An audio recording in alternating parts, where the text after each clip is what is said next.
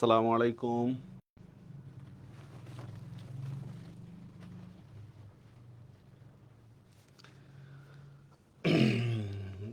ভালো আছেন? তাড়াতাড়ি ঘুম থেকে উঠেন। ঘুম থেকে উঠুন, ক্লাসের সময় হয়েছে।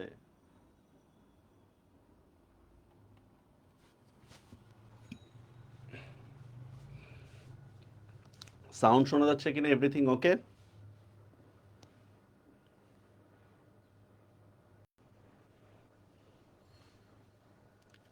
আলহামদুলিল্লাহ ভালো আছি। পরীক্ষা কেমন হয়েছে?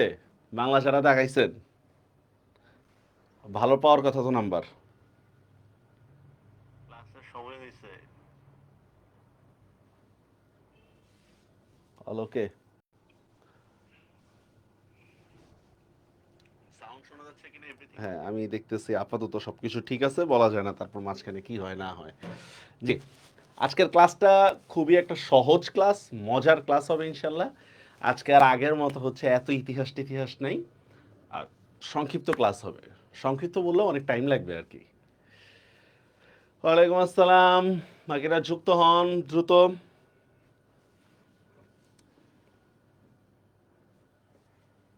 ক্লিয়ার? আচ্ছা, তাহলে আমরা শুরু করি। যে প্রথমেই মানুষ কম, নো প্রবলেম, কম দিয়ে শুরু করি আমরা। আচ্ছা, বাংলা ব্যাকরণ পরীক্ষার মানে সেই ক্লাস ছিল। আচ্ছা ঠিক আছে, তবে পরীক্ষার প্রশ্নগুলোও কিন্তু টাফ হবে। হ্যাঁ, পরীক্ষার প্রশ্নগুলো। আচ্ছা, ক্লাসের প্রথমে একটু ভূমিকা স্বরূপ কিছু আলোচনা করি, বাকিরা আস্তে আস্তে। সেটা হচ্ছে দেখেন, আমরা যখন ইংরেজিতে হচ্ছে একটা ওয়ার্ড কারেকশন করি বা একটা সেন্টেন্স কারেকশন করি, ফর এক্সাম্পল দেখেন যে আই এম গো হোম, একটা বাক্য বললাম আই এম গো হোম। তো দেখেন এইটা, এই বাক্যটা ভুল। কেন ভুল? আপনারা জানেন এম ইজ আর এর পরে হচ্ছে আইএনজি হয়, ঠিক না? আই এম গোয়িং, এরকমই তো বিষয়টা। এখন দেখেন এই যে আই এম গোয়িং লিখে দেখে, তাহলে বুঝতে সুবিধা হবে। মনে করেন আমি একটা দেখি বাক্য লিখলাম, দেখি কি পারা যায়। রিসেন্টলি, ইংলিশ দিয়ে শুরু করতেছে, recently Bangladesh won the match, won the match. আচ্ছা বলেন তো, টিসিএইচ তো, হ্যাঁ, এই বাক্যটা সঠিক না ভুল? Recently Bangladesh won the match, এই বাক্যটা সঠিক নাকি ভুল, কে বলতে পারবেন? হুম, একটু জানান তো। Recently Bangladesh won the match, এই বাক্যটা সঠিক নাকি ভুল? স্যার বাংলা ক্লাস ইংলিশ দিয়ে শুরু করছেন? হ্যাঁ, ইংলিশ দিয়ে শুরু করছে, ইংরেজি আমাদের মাথা। আচ্ছা গুড, এই বাক্যটা ভুল কেন হবে? Recently Bangladesh has won the match, ঠিক না? এখানে একটা কি হবে? হ্যাজ হবে, এই তো। এখানে এটা জানেন আপনারা কি প্রেজেন্ট পার্টিসিপলের কি হ্যাজ, হ্যাভ, এগুলোই তো হয়। তো দেখেন এই জিনিসটা না আপনাকে মুখস্থ করতে হয় নাই। আপনি যখন present participle, present continuous tense বা প্রেজেন্ট ইনডেফিনিট টেন্স বা টেন্স, এগুলো যখন আপনি পড়ছেন, তখন কিন্তু অটোমেটিকলি হচ্ছে সেই নিয়মটা আপনি বাক্যে প্রয়োগ করছেন, করে বলতেছেন এই জিনিসটা ভুল। এই তো। বা এই দেখেন একটা বাক্য বললাম যে আই এম গো হোম, বা দেখেন আই এম গো হোম, তা এইটাও ভুল কেন? আপনারা জানেন গোর পরে কি হয়? আইএনজি হয়। তো দেখেন ইংরেজির মধ্যে আমরা কি করি, একটা সেন্টেন্সকে কারেকশন করতে গেলে বা একটা ওয়ার্ড কারেকশন করতে গেলে আমরা কি করি, একটা নিয়ম প্রয়োগ করি, ঠিক না? বাংলার ক্ষেত্রে না আমরা এই জিনিসটা করি না। বাংলার ভিতরে আমরা কি করি, বাংলার মধ্যে বাম সাইডের গুলো রং, ডান সাইডের গুলো রাইট। ইন্টার এভাবে পড়ছিলেন না, শুদ্ধ অশুদ্ধ, বাম সাইডের গুলো রং, ডান সাইডের গুলো রাইট, এভাবেই পড়ে গেছেন। আরেকটা উদাহরণ দিই তাহলে বুঝতে সুবিধা হবে। আরেকটা উদাহরণ দিয়ে একটু প্যাচ লাগাবো, তারপর মেইন পড়ায় আসবো। মনে করেন একটা শব্দ লিখলাম উইক। আচ্ছা উইক, তো উইকের আমি একটা শব্দ লিখলাম উইক, এরপর আমি লিখলাম নেস। এই বাক্য, এই শব্দটা তো, ওয়ার্ডটা তো রাইট, ঠিক না? উইক, উইক থেকে উইকনেস, এই শব্দটা ঠিক আছে। আচ্ছা এখন যদি আমি লিখি উইকনেস মেন্ট, এটা হবে? আমি আরেকটু বাড়ায় টাড়ায় লিখলাম উইকনেস মেন্ট, হবে এটা? এই শব্দটা ঠিক হবে না ভুল হবে? বলেন, একটু দাঁড়ান। আপনি কাশেম মিয়ার দুই লাইনে বন্ধ করে দিচ্ছেন, দুই লাইন। কাশেম মিয়ার ফোন দেন তাড়াতাড়ি, আমি ক্লাসে।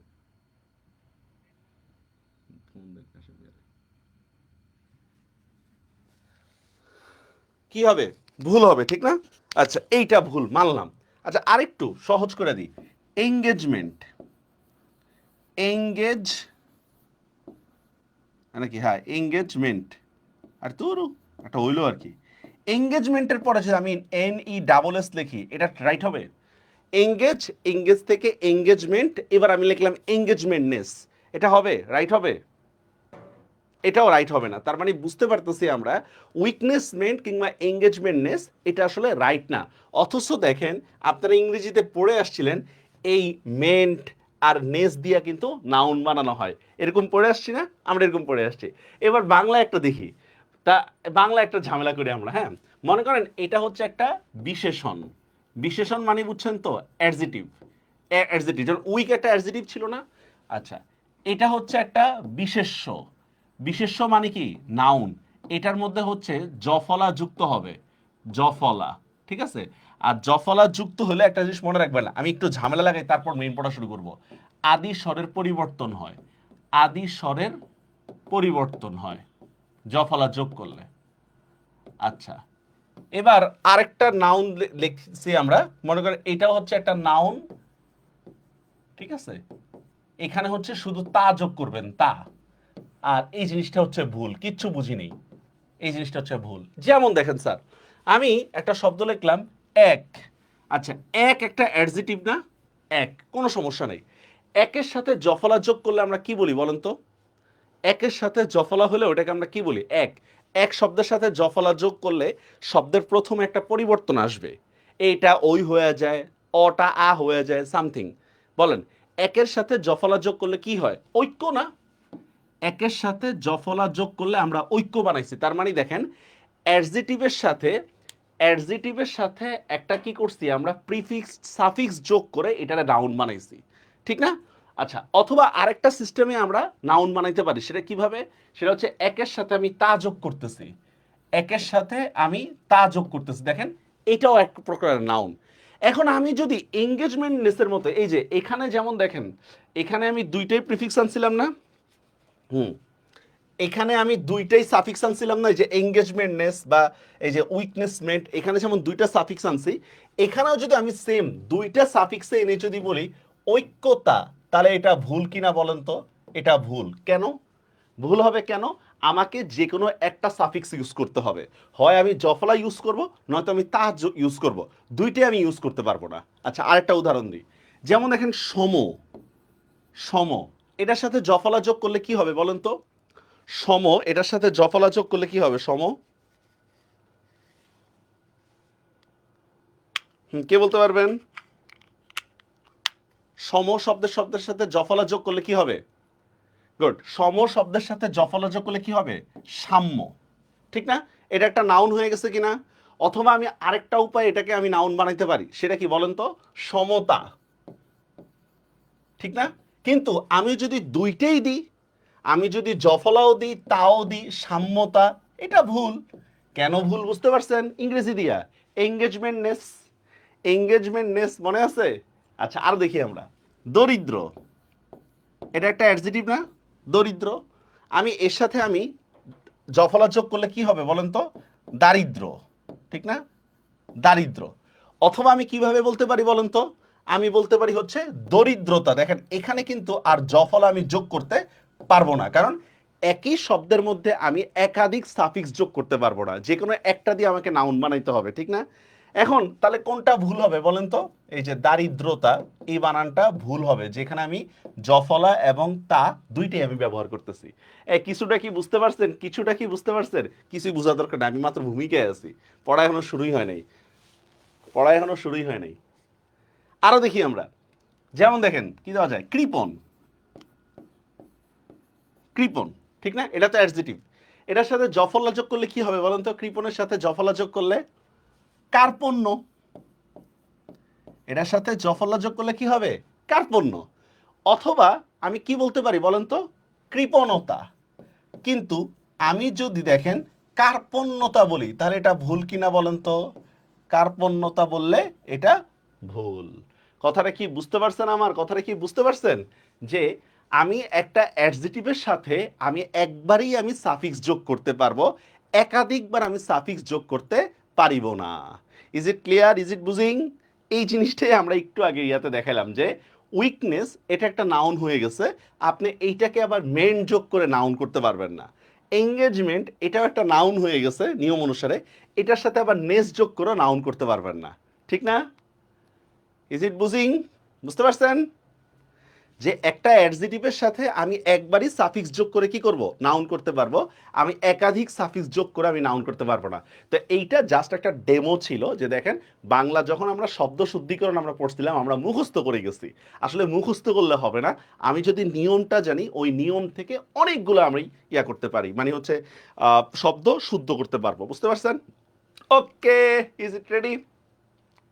শুরু করি আমরা। বাংলা শব্দ শুদ্ধ করতে গেলে যতগুলো পার্ট আছে তার মধ্যে একটা মেজর পার্ট হচ্ছে নত্যবিধান সত্যবিধান। এই জিনিসটা খুবই ঝামেলা, খুবই খারাপ একটা বিষয়, নত্যবিধান, ঠিক আছে? এই কাহিনী, আচ্ছা আগে মুখস্থ করতেন, হ্যাঁ মুখস্থ করতেন আগে। নত্যবিধানের বিষয়টা কি, মূর্ধন্য ব্যবহারের নামই নত্যবিধান। এখন প্রশ্ন হচ্ছে কোন জায়গায় আমি ব্যবহার করব মূর্ধন্যটা। প্রায় প্রত্যেকটা পরীক্ষাতেই এখান থেকে কোশ্চেন থাকে। তো আমরা এই জিনিসটাকে একটু গ্রাফিক্যাল আকারে বা স্ট্যাটিস্টিক্স আকারে পড়বো, ঠিক আছে? রেডি? ঘুম থেকে উঠছেন? 100 জন ক্রস করছে, 100 জন ক্রস করছে। আমরা অলরেডি কিন্তু 10 মিনিটের মধ্যে হচ্ছে একটা ছোট্টখাটো নিয়ম পড়ে ফেলছি, ঠিক না? শুরু করি আমরা। ওকে, তাহলে উই আর রেডি ফর নত্যবিধান মানে হচ্ছে স্যার মূর্ধন্য ব্যবহারের নামই হচ্ছে নত্যবিধান। বুঝানেন প্রত্যেকটা কথা গুরুত্বপূর্ণ যে তৎসম শব্দে মূর্ধন্য ব্যবহারের নামই নত্যবিধান, ব্যবহারের নামই নত্যবিধান, এই তো।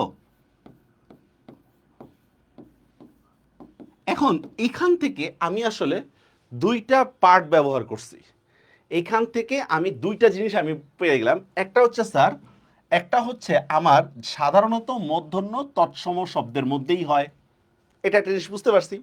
2 নম্বর একটা জিনিস বুঝলাম, সেটা হচ্ছে মূর্ধন্য ব্যবহারের নামই হচ্ছে নত্যবিধান। তার মানে কোনো শব্দের মধ্যে যদি আমাদের মূর্ধন্য ব্যবহার না হয় সেটা মতো নত্যবিধান হবে না। মনে করেন এখান থেকে একটা কোশ্চেন দিলাম আপনাকে যে কোনটি নত্যবিধানের অংশ নয়, কোনটি নত্যবিধির অংশ নয়, নত্যবিধি নয় মানে বিধির অংশ নয়, ঠিক আছে? এখান থেকে একটা কোশ্চেন দিলাম, এগুলো মাঝে মধ্যে সিম্পল সিম্পল কোশ্চেন থাকে। এখান থেকে 1 নম্বরে লিখলাম, মনে করেন কি দেওয়া যায়, সহজ একটা কোশ্চেন দিই, মনে করেন লিখলাম গণনা, ওকে, গণনা দিলাম। 2 নম্বরে লিখলাম আমি হচ্ছে কি দেওয়া যায়, ধারণা, ধারণা দিলাম। 3 নম্বরে দিলাম হচ্ছে আমরা পুরাণ বা পুরনো, পুরনো। 4 নম্বরে আমরা দিলাম হচ্ছে ধরেন বাণিজ্য।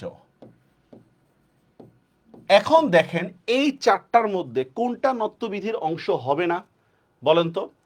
এই চারটার মধ্যে কোনটা নত্যবিধির, মানে নত্যবিধানে আমরা খাটাইতেই পারবো না, যদিও এখানে নিয়ম বহির্ভূত শব্দ আছে। তাহলে অ্যান্সারটা কোনটা হবে বলেন তো? এখানে যে এখানে অ্যান্সারটা হবে এই পুরনো, এইটা নত্যবিধির অংশই হবে না। কেন নত্যবিধির অংশ হবে না? কারণ এখানে মূর্ধন্যই ব্যবহার হয়নি। মূর্ধন্য ব্যবহার হইলে তখন আমরা হচ্ছে নত্যবিধানের জন্য দেখব, মূর্ধন্য ব্যবহার না হলে সেটা কখনই নত্যবিধি না।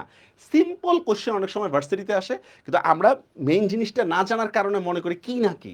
যেমন দেখি আপনাদেরকে একটা সহজ একটা কোশ্চেন করি, আশা করি পারবেন, এটা একবারই সহজ একটা কোশ্চেন, আমার করাটা ঠিক না তারপরেও বলতেছি। আচ্ছা বলেন তো বাংলার প্রাচীনতম মহাকাব্যের নাম কি? বাংলার প্রাচীনতম মহাকাব্যের নাম কি? একবারে সহজ, কে বলতে পারবেন? একটু কমেন্ট টমেন্ট দেখান, আমি ফেসবুকের ইয়া দেখতেছি। বাংলার প্রাচীনতম মহাকাব্যের নাম কি? সহজ question.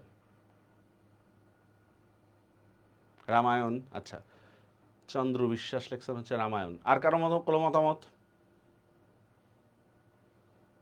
Mahabharata, very good. Ramayana Mahabharata দুইটাই? আচ্ছা, Ramayana, Rodela, Ramayana, good. Charyapada, Abdur Rahman Sami, very good. এই পেয়ে গেছি আমি অ্যান্সার, আমি পেয়ে গেছি হচ্ছে তুরা, তাসমিয়া আন্তুম তুরা। স্যার এইখানে একটা আমি প্যাচ লাগাইছি আপনাদের মধ্যে। প্যাচটা হচ্ছে যে ভাই বাংলা মহাকাব্যের জনক কে? বাংলা মহাকাব্যের জনক মাইকেল মধুসূদন দত্ত। তো ভাই উনি যেটা লিখবে এটাই তো প্রাচীনতম। কিন্তু আমি আপনার প্যাচ লাগাইছি কি বাংলা প্রাচীনতম মহাকাব্যের নাম কি? আপনি শুনে মনে হচ্ছে আল্লাহ কি না কি কতশো বছর আগে জানি লেখা হয়েছে। জি না, মহাকাব্যের জনককে, বাংলা মহাকাব্যের জনককে, সেটাই তো প্রাচীনতম। কি বুঝতে পারছেন? ইজ ইট বুঝিং? হ্যাঁ, ইয়াদাব অনেকেই পারতেন, সৌরভ যাদব, তারপর অনেকেই পারতেছেন। এটা কি হবে? মেঘনাদ বধ। তো এরকম ভাবে সিম্পল বিষয়গুলো না জানার কারণে আমরা অনেক সময় হচ্ছে কি এটাকে গোলায় ফেলি। তা আচ্ছা, এরপর দেখেন তাহলে এই দুইটা জিনিস আমরা পেলাম। সাধারণত তৎসম শব্দেই মূর্ধন্য ব্যবহার হয়, আর ২ নম্বর হচ্ছে মূর্ধন্য ব্যবহার হইলে সেটা আমরা নত্যবিধির জন্য একসেপ্টেড করব, আদারওয়াইজ আমরা করব না। আচ্ছা, এবার আরেকটা শব্দ স্যার মনে রাখবেন, এখানে একটা বিষয় আমি পরে স্লাইডে সব দেখাবো, নয়তো আবার সব স্লাইড দেখালে পরে বলবেন স্যার শুধু স্লাইড দেখা রিডিং পড়াইতেছে। ঠিক আছে, দোষ মানে বেশি পড়াইলেও দোষ, কম পড়াইলেও দোষ। আচ্ছা যাই হোক, আসেন বিদেশি শব্দ মানে বুঝছেন তো, আরবি, ফার্সি, উর্দু, নোয়াখালী, বরিশাল এগুলো আর কি। বিদেশি শব্দের বানানে মূর্ধন্য, এটা একটু অন্য কালার দিয়ে দিই, মূর্ধন্য মূর্ধন্য স আর ছ হবে না। আবার রস্যি রস্যিকা দিয়েও আছে, ওইটা পরের কথা। বিদেশি শব্দে কি হবে? মূর্ধন্য স আর ছ হবে না। আচ্ছা, কিভাবে বিদেশি শব্দের বানানে? এইটাই হচ্ছে আমাদের পরীক্ষায় আসে। যেমন দেখেন একটা শব্দ গ্রিন, দেখেন আনোয়ার খান মডার্ন, দেখবেন ধানমন্ডিতে গেলে ওরা মডার্ন বানানটা মূর্ধন্য দিয়ে লেখা রাখছে। ভুল, 100% ভুল। বুঝতে পারছেন? আচ্ছা, আরো দেখি আমরা। যেমন দেখেন আগস্ট, আগস্ট বানানে আমরা অনেকেই হচ্ছে মূর্ধন্য স দিই, ভুল, বিদেশি শব্দ। তারপর দেখেন কর্নেল, কর্নেল বানানে অনেকেই মূর্ধন্য দিই, ভুল। ঠিক আছে, বিদেশি শব্দ, ইংরেজি শব্দ।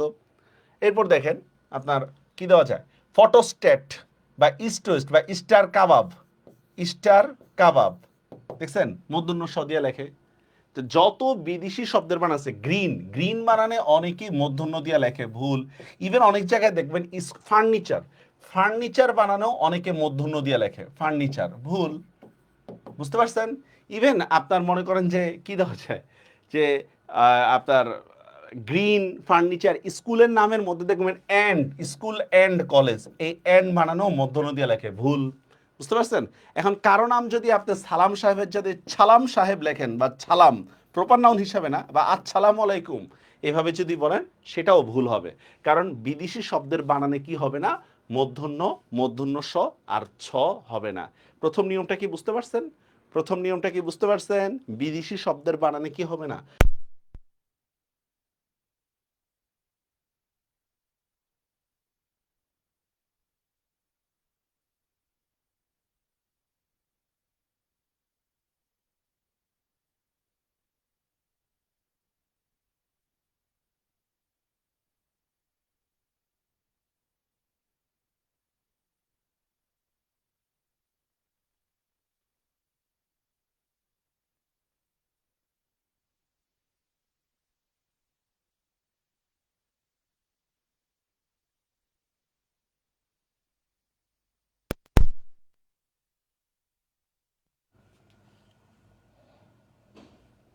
একটু অপেক্ষা করেন। হ্যাঁ, সাউন্ড আছে না? বন্ধ হয়ে গেল কেন এটা?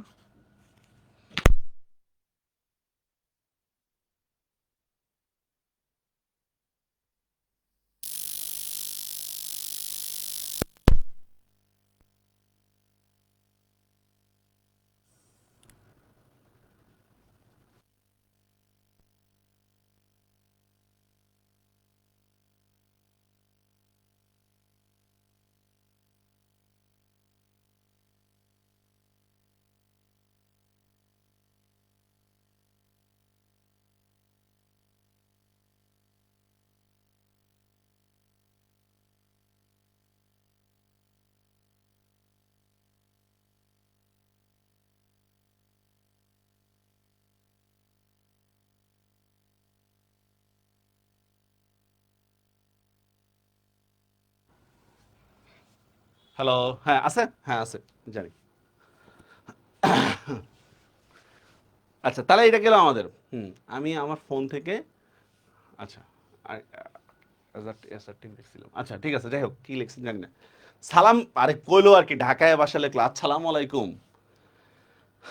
আচ্ছা ঠিক আছে, মাঝে মধ্যে এরকম আমরা হারায় যাবো, সমস্যা নেই। আচ্ছা এখন আমরা একটু স্ট্যাটিস্টিক্স আকারে হচ্ছে বা পরিসংখ্যান আকারে নত্যবিধানটা আমরা পড়তেছি, একটু ভালো করে বুঝে নিই আমরা।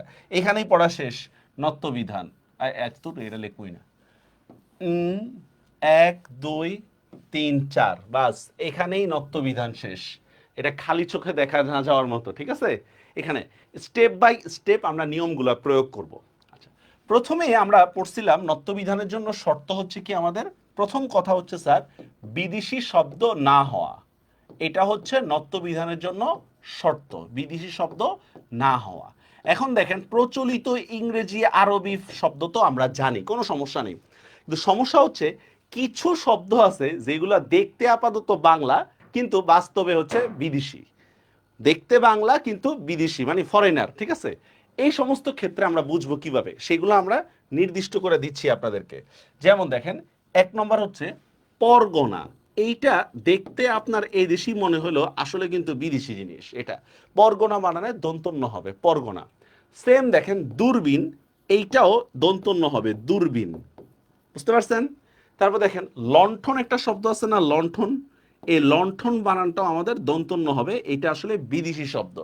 এবার আমরা প্রচলিত ওয়ার্ডগুলো নিই, যেমন কর্নেল, এটাও দন্তন্য হবে, ঠিক আছে। কর্নার, দেখবেন মুদির দোকানে লেখা থাকে কর্নার, দন্তন্য হবে। বুঝে গেছে বিষয়টা, বুঝতে পারছেন।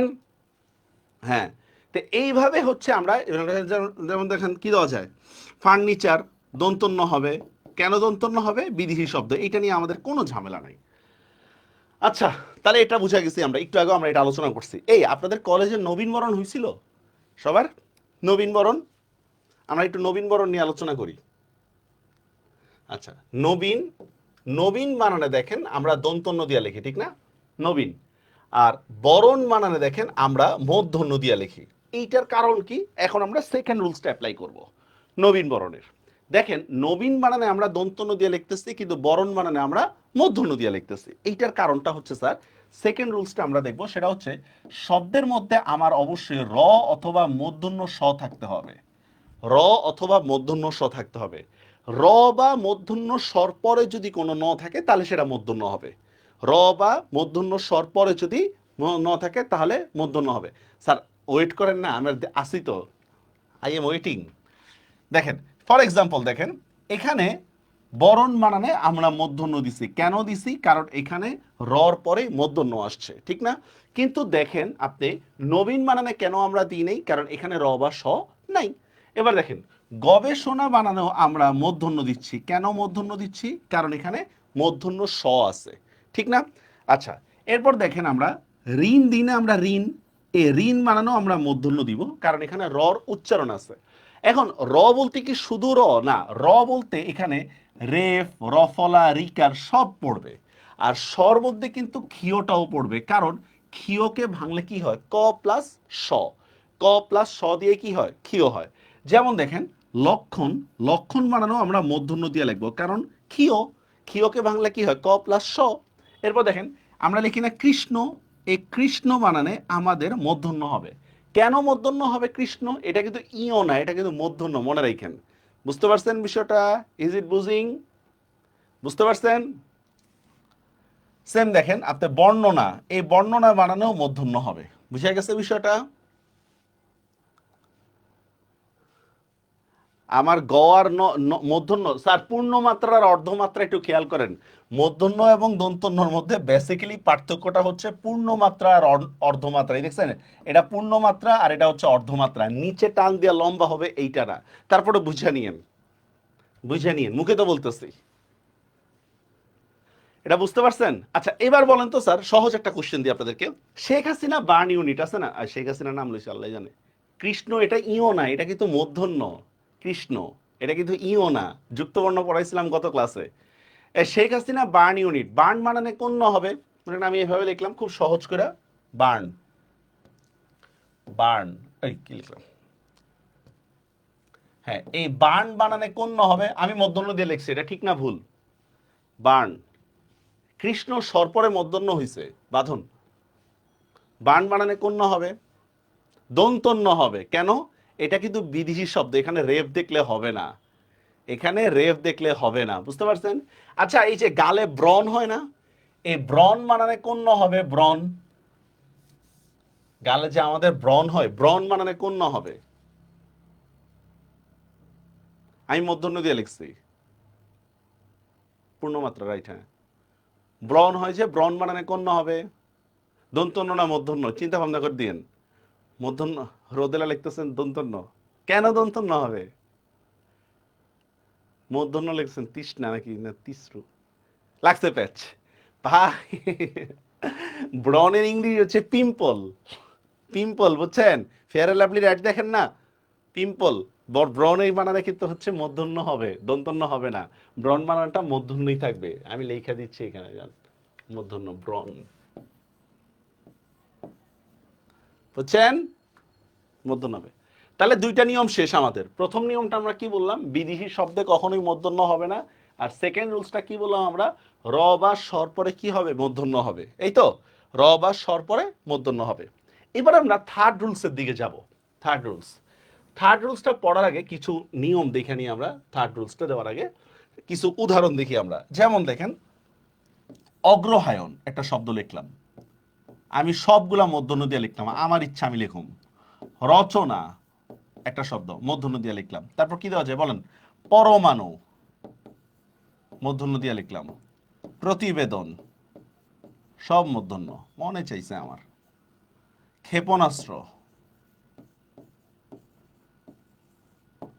দেখেন এইখানে আমরা মানে অবশ্যই জানি সবগুলা আসলে মূর্ধন্য হবে না, ঠিক না?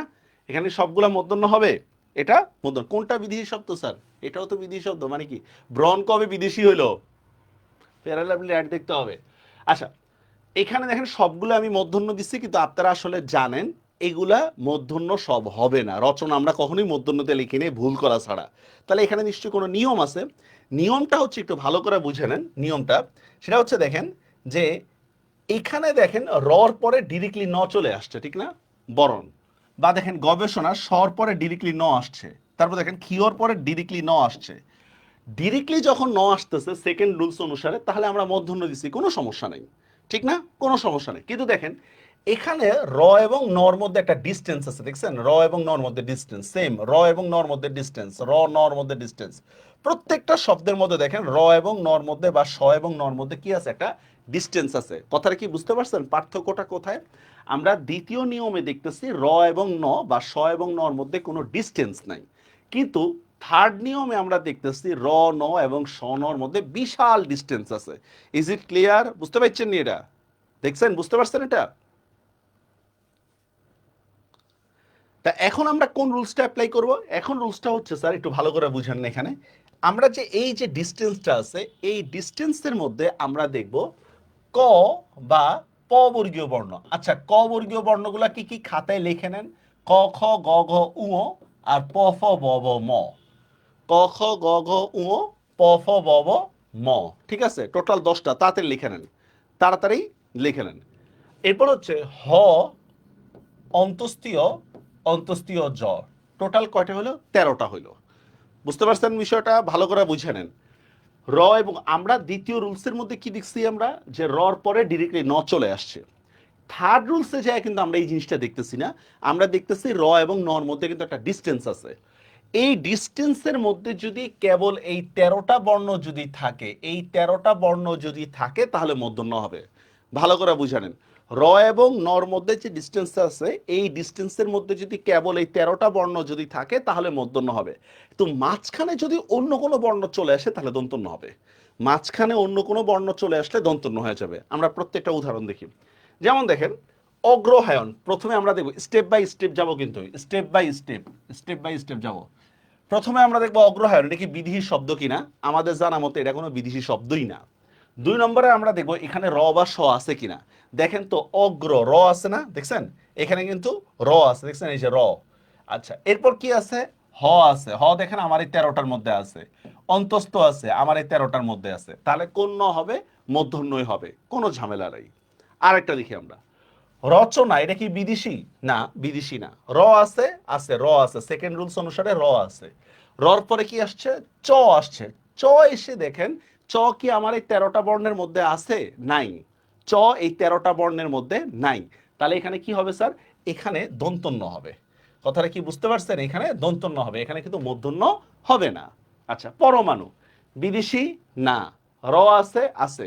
রর পরে কি আসছে দেখেন তো? রর পরে ম আসছে। ম কি আমার রুলসের মধ্যে আছে? আছে, কারণ প বর্গীয় বর্ণ। প বর্গীয় বর্ণগুলো কি কি? প ফ ব ভ ম, মনে আছে? প ফ ব ভ ম, এই হচ্ছে প বর্গীয় বর্ণ। তাহলে কোন হবে? মূর্ধন্য হবে, ঠিক আছে। প্রতিবেদন বিদেশি না। র আছে, আছে, কিন্তু রর পরে কি আসছে? ত। ত এসে দেখেন রুলস ব্রেক করে ফেলছে কিনা? কত এসে রুলস ব্রেক করে ফেলছে, ঠিক আছে। তাহলে কোন হবে বলেন তো? ত এসে রুলস ব্রেক করে ফেললে আমাদের দন্তন্য হবে। বুঝা গেছে বিষয়টা? ক্ষেপণাস্ত্র বানালে তাহলে কোন হবে? ক্ষেপণাস্ত্র। হ্যাঁ, ক্ষিয়র মধ্যে কি আছে? স আছে, তারপর কি আছে? প আছে, আমার রুলসে মিলছে, তাহলে মূর্ধন্য হবে। বুঝা গেছে বিষয়টা? স্যার 13টা বর্ণ আবার একটু লিখে নেন। ক খ গ ঘ উ, ক খ গ ঘ উ, প ফ ব ভ ম, 13টা বর্ণ লিখে নেন। ক বর্গীয় 5টা, প বর্গীয় 5টা। এইটা বুঝতে পারছেন? এটা আমরা কিন্তু স্টেপ বাই স্টেপ যাব। আমরা স্টেপ বাই স্টেপ যাব, মানে প্রত্যেকটা নিয়ম অ্যাপ্লাই করতে করতে যাব। Is it clear?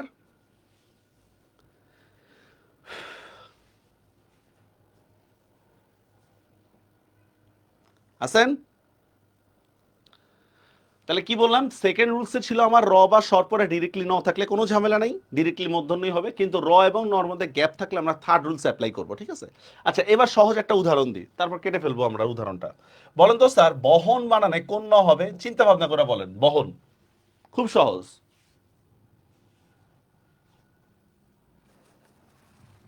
কেমিস্ট্রি যখন ছিল, পরমাণু বিদেশি ছিল না। পরমাণু কি বিদেশি শব্দ? অ্যাটম, অ্যাটম কি তাহলে বাংলাদেশি?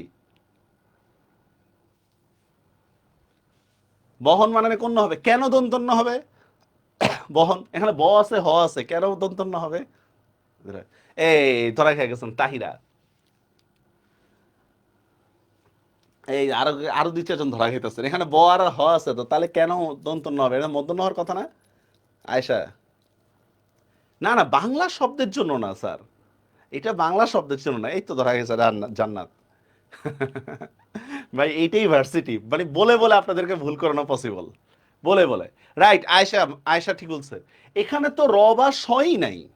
আমি তো থার্ড রুলসে যে অ্যাপ্লাই করব, আগে তো আমাদের র বা স থাকতে হবে, সেকেন্ড রুলসটা আগে থাকতে হবে না? এখানে তো সেকেন্ড রুলসের সাথে সেকেন্ড রুলসই নেই, এই জন্য কি হবে? দন্তন্য হবে। বুঝতে পারছেন কথাটা? এখানে তো র বা সই নেই, আমি মধ্যন্যতে যাবই তো না এখানে। হ্যাঁ রাইট সাদিয়া, সেকেন্ড রুলস। আচ্ছা, তারপর আসেন, বলেন তো গর্জন। গর্জন মানে কোন ন হবে? গর্জন, খুবই সহজ।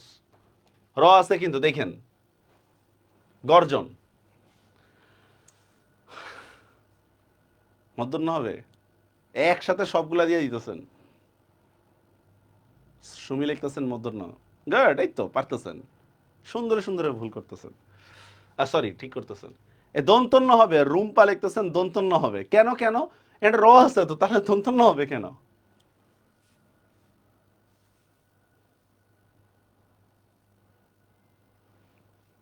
দন্তন্য হবে কেন?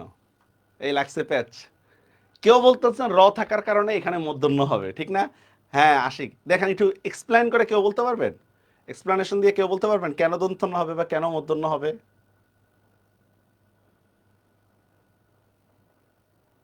আচ্ছা, আমরা দেখি। রাইট, এই তো আরিফিন। এখানে হচ্ছে রর পরে জ হইছে, যেমন দেখেন গ, গর পরে কি আছে? র, রর পরে কি আছে? জ আছে না? জ কি আমার এই 13টা বর্ণের মধ্যে আছে? বলেন মাননীয় স্পিকার, এই জ কি আমার 13টার মধ্যে বর্ণের মধ্যে আছে? বলেন তো। গুড, এই তো বাঁধন।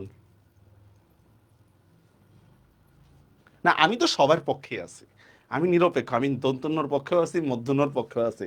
কোন একটা পক্ষে থেকে কি নিজের ভোট হারানোর দরকার নাই তো। আপনারা আবার পোস্ট দিবেন স্যার আমার পক্ষে নেই। এই বুঝে গেছে এটা?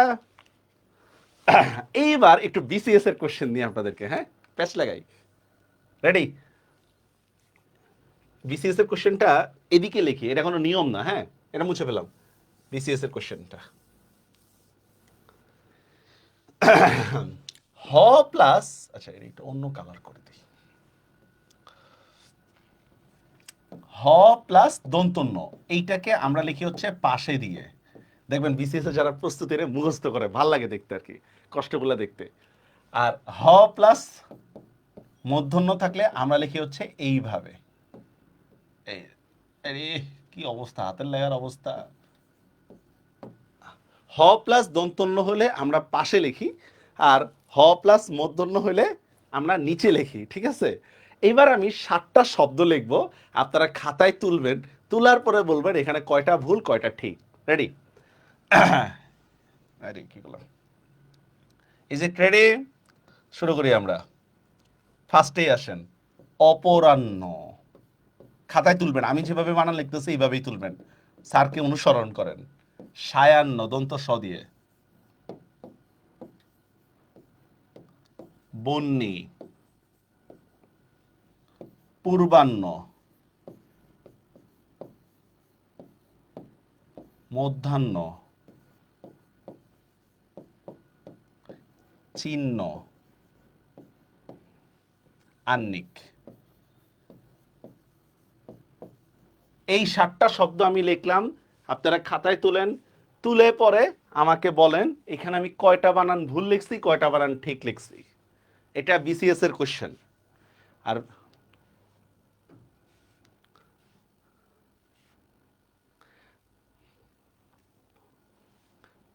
বলেন, খাতায় তোলেন তাড়াতাড়ি। স্যার আপনারা সবাই যখন ক্লাস করবেন বুঝছেন, ওই রিপ্লাই অংশটা লিখে দিবেন, মানে ওই কমেন্ট পড়া দরকার নেই আপনাদের, কমেন্ট আমি পড়বো যেগুলো ইম্পর্টেন্ট। অপরাহ্ন, সায়াহ্ন, বন্যি, পূর্বাহ্ন, এখানে তো রেফ আছে একটা, হ্যাঁ, পূর্বাহ্ন। মধ্যাহ্ন, চিহ্ন। না আজকে 2টা ঠিক। এই প্রত্যেকটা ভুলের জন্য 0.25 নেগেটিভ, প্রত্যেকটা ভুলের জন্য 0.25 নেগেটিভ, মনে রাখেন। 3টা ভুল দেখি কার হয়, আগে লেখেন সবাই, মত প্রকাশের স্বাধীনতা আছে।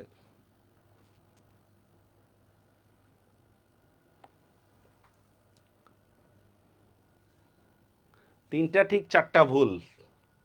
জয়তুন আজাদ। ওকে দেখি বাকিরা কি বলেন।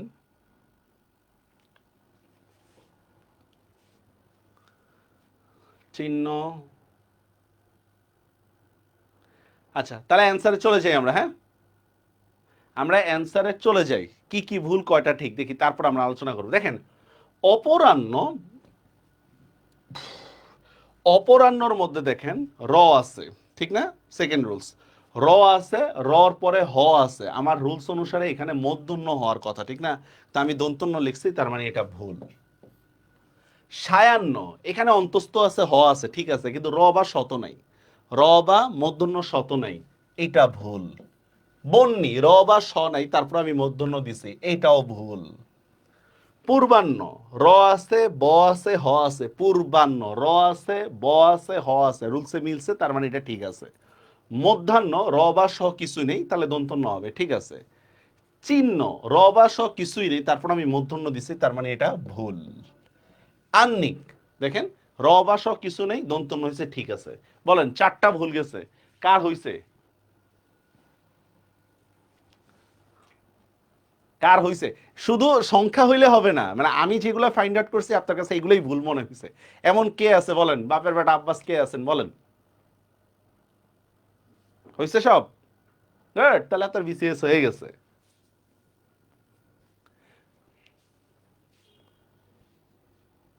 গুড, এই তো। হ্যাঁ বিসিএস ক্যাডার আপনারা, BTS cadre, sorry BCS cadre. একটা ভুল গেছে, 0.25 শেষ, 0.25 পিছিয়ে গেছেন মানে 500 পিছিয়ে গেছেন। তাহলে এটা বুঝতে পারছেন তো? এইটাই নত্যবিধান, এই জিনিসটাই নত্যবিধান, বুঝা গেছে বিষয়টা? আচ্ছা এবার আমরা 4 নম্বর রুলসে যাব। 4 নম্বর রুলসের জন্য আমি এগুলা মুছে ফেললাম, হ্যাঁ, এগুলা মুছে ফেললাম, আপনারা খাতায় তো তুলছেনই, বা আমরা তো পরে দেখবই।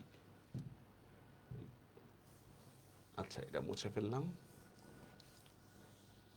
4 নম্বর রুলস, 4 নম্বর রুলসে আমরা দেখবো হচ্ছে স্যার ট বর্গীয় যুক্ত বর্ণে মূর্ধন্য হবে, ট বর্গীয় যুক্ত বর্ণে মূর্ধন্য হবে।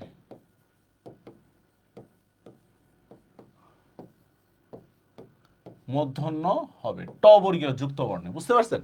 ট বর্গীয় যুক্ত বর্ণ কি? ট ঠ ড ড, ঠিক আছে? এগুলাই তো ট ঠ ড ড, এগুলোর সাথে। তবে এই ক্ষেত্রে হলো কি, 4 নম্বর রুলসে যাওয়ার জন্য মাঝখানে দুইটা লাগবে না। 4 নম্বর রুলসে যাওয়ার জন্য মাঝখানে দুইটা লাগবে না, বুঝতে পারছেন? যেমন দেখেন কণ্ঠ, কণ্ঠ বানানে কন্য হবে, কণ্ঠ বানানে মূর্ধন্য হবে, কণ্ঠ, ঠিক আছে? এটা কিন্তু মূর্ধন্য, ঠিক আছে? সেম দেখেন আমরা বলি না কারা দণ্ড, এই দণ্ড বানানো মূর্ধন্য হবে, দণ্ড। বুঝা গেছে বিষয়টা? এরপর দেখেন আপনার বন্টন, বন্টন বানানো মূর্ধন্য হবে, ঠিক আছে? ট বর্গীয় যুক্ত বর্ণ, যত ট বর্গীয় যুক্ত বর্ণ আছে এগুলোর ক্ষেত্রে আমাদের মূর্ধন্য হবে। বুঝা গেছে বিষয়টা? এখন দেখেন আমরা মনে করেন কি দেওয়া যায় বলেন, আচ্ছা প্যান্ট বানানে কোন হবে, প্যান্ট লিখলাম, প্যান্ট মূর্ধন্য দিয়ে লিখছি, ঠিক আছে না? প্যান্ট বানানটা মূর্ধন্য দিয়ে লিখলে, প্যান্ট বানানটা যদি আমি মূর্ধন্য দিয়ে লিখি এটা ঠিক আছে কিনা কে বলতে পারবেন? ঠিক আছে, গুড। শ্রাবণ বলতেছেন ঠিক আছে, ওকে গুড। আর বাকিরা কারো কোনো উক্তি আছে বা মত আছে? এই তো রাজ মাহমুদ ভাই, প্যান্ট তো বিদেশি শব্দ, প্যান্ট বানানে কেন মূর্ধন্য হবে? প্যান্ট তো বিদেশি শব্দ, ঠিক না? ঋষভ প্যান্ট, হ্যাঁ এটাই দন্তন্য হবে, তাহলে এইটা আমার এই রুলসের মধ্যে পড়বেই না। তাহলে এই 4টা রুলস বুঝতে পারছেন তো? শেষ, নত্যবিধান শেষ, আর কিছু নেই। 4টা রুলস বুঝতে পারছেন? দেখেন কি বলতেছি আমরা, বিদেশি শব্দ, প্রথম রুলসটা কি বললাম? বিদেশি শব্দ না হওয়া, গুড। দ্বিতীয় রুলসটা আমরা কি বললাম? শব্দের মধ্যে আমাকে রস থাকলে তখন আমরা মূর্ধন্যর জন্য কাউন্ট করব। তারপর কি বললাম? যে র এবং স আর নর মধ্যে যদি ডিস্টেন্স থাকে তাহলে আমরা 13টা বর্ণ থাকলে মূর্ধন্য দিব, আদারওয়াইজ দিব না। আর 4 নম্বর রুলস কি? ট বর্গীয় যুক্ত বর্ণে মূর্ধন্য হবে। এই তো ক্লিয়ার এতটুকু? এখন কোন শব্দের মধ্যে যদি এই নিয়মগুলো ছাড়া মূর্ধন্য হয় সেটাকে আমরা বলবো নিয়ম বহির্ভূত মূর্ধন্য। যেমন দেখেন কথার কথা লিখলাম গণিত, এই গণিত লিখতে অনেকেই ভুল করে। গণিত, গণিত বানানে আমরা মূর্ধন্য দিই, কিন্তু আগের রুলস একটাও আছে? একটা রুলসও নাই, তারপরে মূর্ধন্য দিচ্ছে, নিয়ম বহির্ভূত, ঠিক আছে? সেম দেখেন লবণ, ওই যে চাণক্য মাণিক্য গাণিক্য কি কি জানি আছে না, এই যে লবণ, তেজ মূর্ধন্য। বাণিজ্য মূর্ধন্য, নিয়ম বহির্ভূত, বুঝতে পারছেন বিষয়টা? কোন শব্দের মধ্যে যদি এই 4টা রুলস ছাড়াই যদি মূর্ধন্য হয় সেটাই নিয়ম বহির্ভূত, শেষ। হ্যাঁ, আর কোনো কিছু নেই, সিম্পল। আচ্ছা তাহলে এবার আমরা একটু স্লাইডে যাই, হ্যাঁ এবার স্লাইডে যেতে পারি, বুঝলেন? বুঝলে ভাল লাগে না, কি বলেন? আজকে তো এখনো কমে নাই, কি কমতেছে না কেন? এখনো স্থির আছে। এই দেখেন স্যার, এইটা হচ্ছে আমার একটা বই থেকে দেওয়া, এই যার অনুশীলন বই থেকে দেওয়া, এভাবেই দেওয়া। দেখেন তো আমি এতক্ষণ এটা পড়াইছি কিনা আপনাদেরকে। ইভেন কোন ওয়ার্ডগুলো গুরুত্বপূর্ণ, হ্যাঁ ঠিক আছে, কোন ওয়ার্ডগুলো গুরুত্বপূর্ণ আপনার পরীক্ষার জন্য ঝামেলা লাগাবে, এগুলোও দেখেন এই যে কালার করে দিয়ে রাখছে, দেখছেন কালার করে দিয়ে রাখছে আপনার। দেখেন তো এই 4টা রুলস একবার নিজে নিজে পড়ে নেন, দেখছেন? বিদেশি শব্দে কখনোই মূর্ধন্য মূর্ধন্য স আর ছ হবে না, দেখছেন? এটা রি র স্বর পরবর্তী বর্ণ মূর্ধন্য হয়, তবে শব্দটি বিদেশি হতে পারবে না, দেখছেন? বরণ, ঋণ, কৃষ্ণ, লক্ষণ, সামথিং, কুরুগুরাটিম ইত্যাদি ইত্যাদি।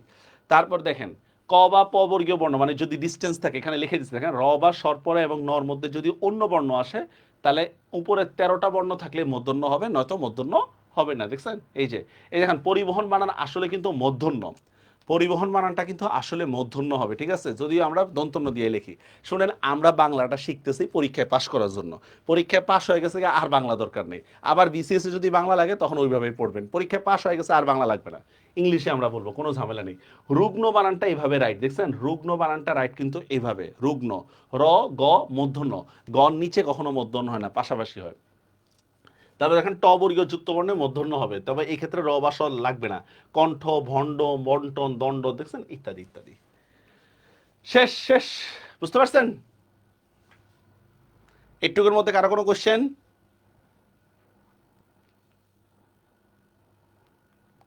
Any question?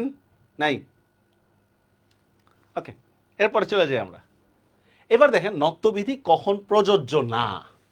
নত্যবিধি প্রযোজ্য মানে নাকি, এটাকে বলে স্বভাবতই মূর্ধন্য। ভাই স্বভাবতই আমরা কি বলছিলাম, এটা স্বভাবই খারাপ, এটা নিয়ম বহির্ভূত, এটা নিয়ম বহির্ভূত মূর্ধন্য, ঠিক না? আমি স্বভাবতই মানে কি দেখেন, নিয়ম বহির্ভূত।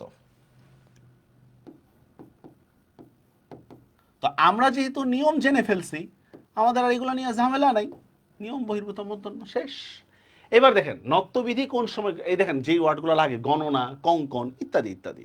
এবার দেখেন নত্যবিধি কোন ক্ষেত্রে প্রযোজ্য না, এটা খুবই গুরুত্বপূর্ণ। এটা হচ্ছে পরে গুরুত্বপূর্ণ, আরেকটা আসতেছে, এটা গুরুত্বপূর্ণ অনেক, ঠিক আছে। নত্যবিধি কখন প্রযোজ্য না, ভালো করে দেখেন। ক্রিয়াপদের ক্ষেত্রে, ক্রিয়াপদ মানে বুঝেন ভার্ব, ভার্বের ক্ষেত্রে মূর্ধন্য হয় না, ভার্বের ক্ষেত্রে মূর্ধন্য হয়। যেমন দেখেন আপনি কাজটি করুন, বলি না আমরা এই আপনি কাজটা করেন, এখানে দেখেন এই করুন বানানে কিন্তু মূর্ধন্য হয় না। বুঝা গেছে বিষয়টা? তোমাকে দিয়ে কাজ করানো যায় না, দেখছেন এখানে কিন্তু মূর্ধন্য হয় না। কিন্তু আমি যদি এইভাবে বলি, আমি যদি এইভাবে বলি, দেখেন করুণ স্বরে গান গাইছে, ওই যে প্লিজ আমায় ক্ষমা করে দাও, আপনাকে এই যা করতেছে এখন, আপনারা যা কোশ্চেন করেন অপূর্ব দাদার বিয়া কবে, মাসুর স্যারের বিয়া কবে, এই যে করুণ সুরে গান গাচ্ছে, করুণ স্বরে, করুণ স্বর, ঠিক আছে। এখানে কি করুণটা কি করা বোঝাচ্ছে? এখানে কিন্তু করুণটা করা বোঝাচ্ছে না, এখানে করুণ বলতে বোঝাচ্ছে দুঃখ, এই বেদনা, এগুলা বোঝাচ্ছে না। এখানে আমি মূর্ধন্য দিব, কিন্তু এটা যখন ক্রিয়াপদ হয়ে যাচ্ছে, ঠিক আছে, আপনি কাজটা করেন, আপনি জামাটা পরেন, ঠিক আছে, এগুলোর মধ্যে কিন্তু আমাদের মূর্ধন্য হবে না, দন্তন্য হবে। ক্লিয়ার? সমাসবদ্ধ পদগুলো একসাথে লেখা থাকলে সাধারণত মূর্ধন্য হয় না, এটা আমরা আরেকটু এক্সপ্লেনেশন করব, এটা আপনি আরেকটু এক্সপ্লেনেশন করবো একটু পরে। সমাসবদ্ধ শব্দে সাধারণত মূর্ধন্য হয় না, যেমন দুর্নীতি, ত্রিনয়ন, সর্বনাম ইত্যাদি, এটা আরেকটু এক্সপ্লেনেশন করবো একটু পরে। তবর্গীয় যুক্ত বর্ণের মূর্ধন্য না, তবর্গীয় বর্ণগুলা কি কি? ত থ দ ধ, ত থ দ ধ, সাধারণত এগুলোর যুক্ত বর্ণের মধ্যে মূর্ধন্য হয় না, তবে ক্ষুণ্ণ বানানটা ভিন্ন। যেমন দেখেন গ্রন্থ, দেখছেন রর পরও কি হবে না, মূর্ধন্য হবে না তবর্গীয় বর্ণের ক্ষেত্রে। বৃন্দ, ক্রন্দন এগুলা হবে না। তাহলে এইটা নিয়ে আমাদের আর কোনো ঝামেলা আশা করি নাই, ঠিক আছে, এটা আপনারা শুধু স্লাইড পড়লেই হবে। এরপর দেখেন নত্যবিধি কখন প্রযোজ্য না, এইটা গেল আমাদের। আচ্ছা এরপর দেখেন আমরা জটিল কিছু শব্দের বানান, দেখছেন এই যেগুলো পড়ায় ফেলছে কিনা বলেন তো, এগুলো পড়ায় ফেলছি আমরা অলরেডি, দেখছেন অপরাহ্ন, পূর্বাহ্ন পড়ায় ফেলছি না, মাত্র আপনারা যে বিসিএস পরীক্ষা দিলেন মাত্র, এই যে এগুলা। ব্রাহ্মণ, ব্রাহ্মণ বানানে ভালো করে দেখেন স্যার, ব্রাহ্মণ বানানে, ঠিক আছে, এই যে দেখেন হ প্লাস ম, ব্রাহ্মণ বানানে কিন্তু খিও না, ব্রাহ্মণ বানানে হ প্লাস ম, ঠিক আছে। বিষ্ণু বানানে কিন্তু দেখেন মূর্ধন্য হবে, কিন্তু খুব ভালো করে খেয়াল করেন। ক্ষুণ্ণ বানানে ক স মূর্ধন্য দন্তন্য, ক স মূর্ধন্য দন্তন্য। তারপর দেখেন পরিবহন বানানটা তো দিয়েই দিলাম, পরিবহন বানান, ঠিক আছে, পরিবহন বানানটা তো দিয়েই দিলাম। তাহলে জটিল বানানগুলো আমাদের শেষ। এইটা ইম্পর্টেন্ট, এটা ভালো করিয়া তুলিয়া ধরেন, এইটা ভালো করে লিখে রাখেন স্যার, অত্যন্ত গুরুত্বপূর্ণ এটা, এটা পুরো ভেরি ভেরি ইম্পর্টেন্ট বা ভিআইপি এটা। এই দেখেন স্যার, আমরা বলছি মানে তৎসম শব্দে মূর্ধন্য হয়, ঠিক না? আমরা কি বলছিলাম? তৎসম শব্দে মূর্ধন্য হয়, কিন্তু কিছু শব্দ আছে যেগুলোর মধ্যে র আছে কিন্তু তৎসম না। র থাকলেই যে আমরা তৎসম বলবো, বিষয়টা আসলে এমন না। এটার একটা চার্ট দেখেন ভালো করে, এই যে এখানে দেওয়া আছে, এগুলা পরীক্ষায় আসে।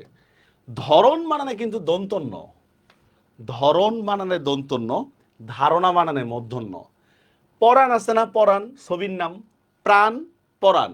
পরাণটা দেখেন মূল শব্দটা কিন্তু হচ্ছে সংস্কৃত, আপনাদের মনে আছে পড়ছিলেন আপনারা এইভাবে, যে দেখেন চন্দ্র, চন্দ্র, তারপর ছিল হচ্ছে চন্দ, এরপর হচ্ছে চাঁদ, পড়ছিলেন এরকম, পড়ছিলেন ছোট্টবেলায়।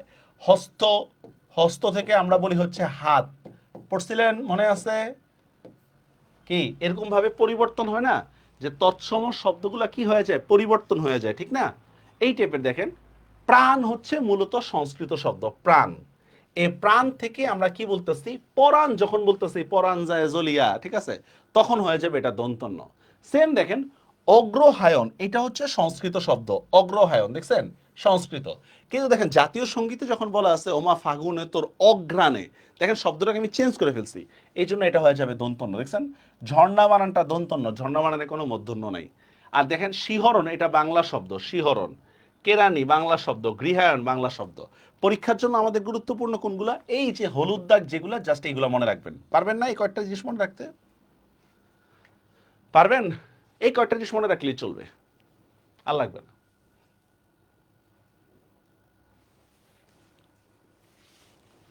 ক্লিয়ার?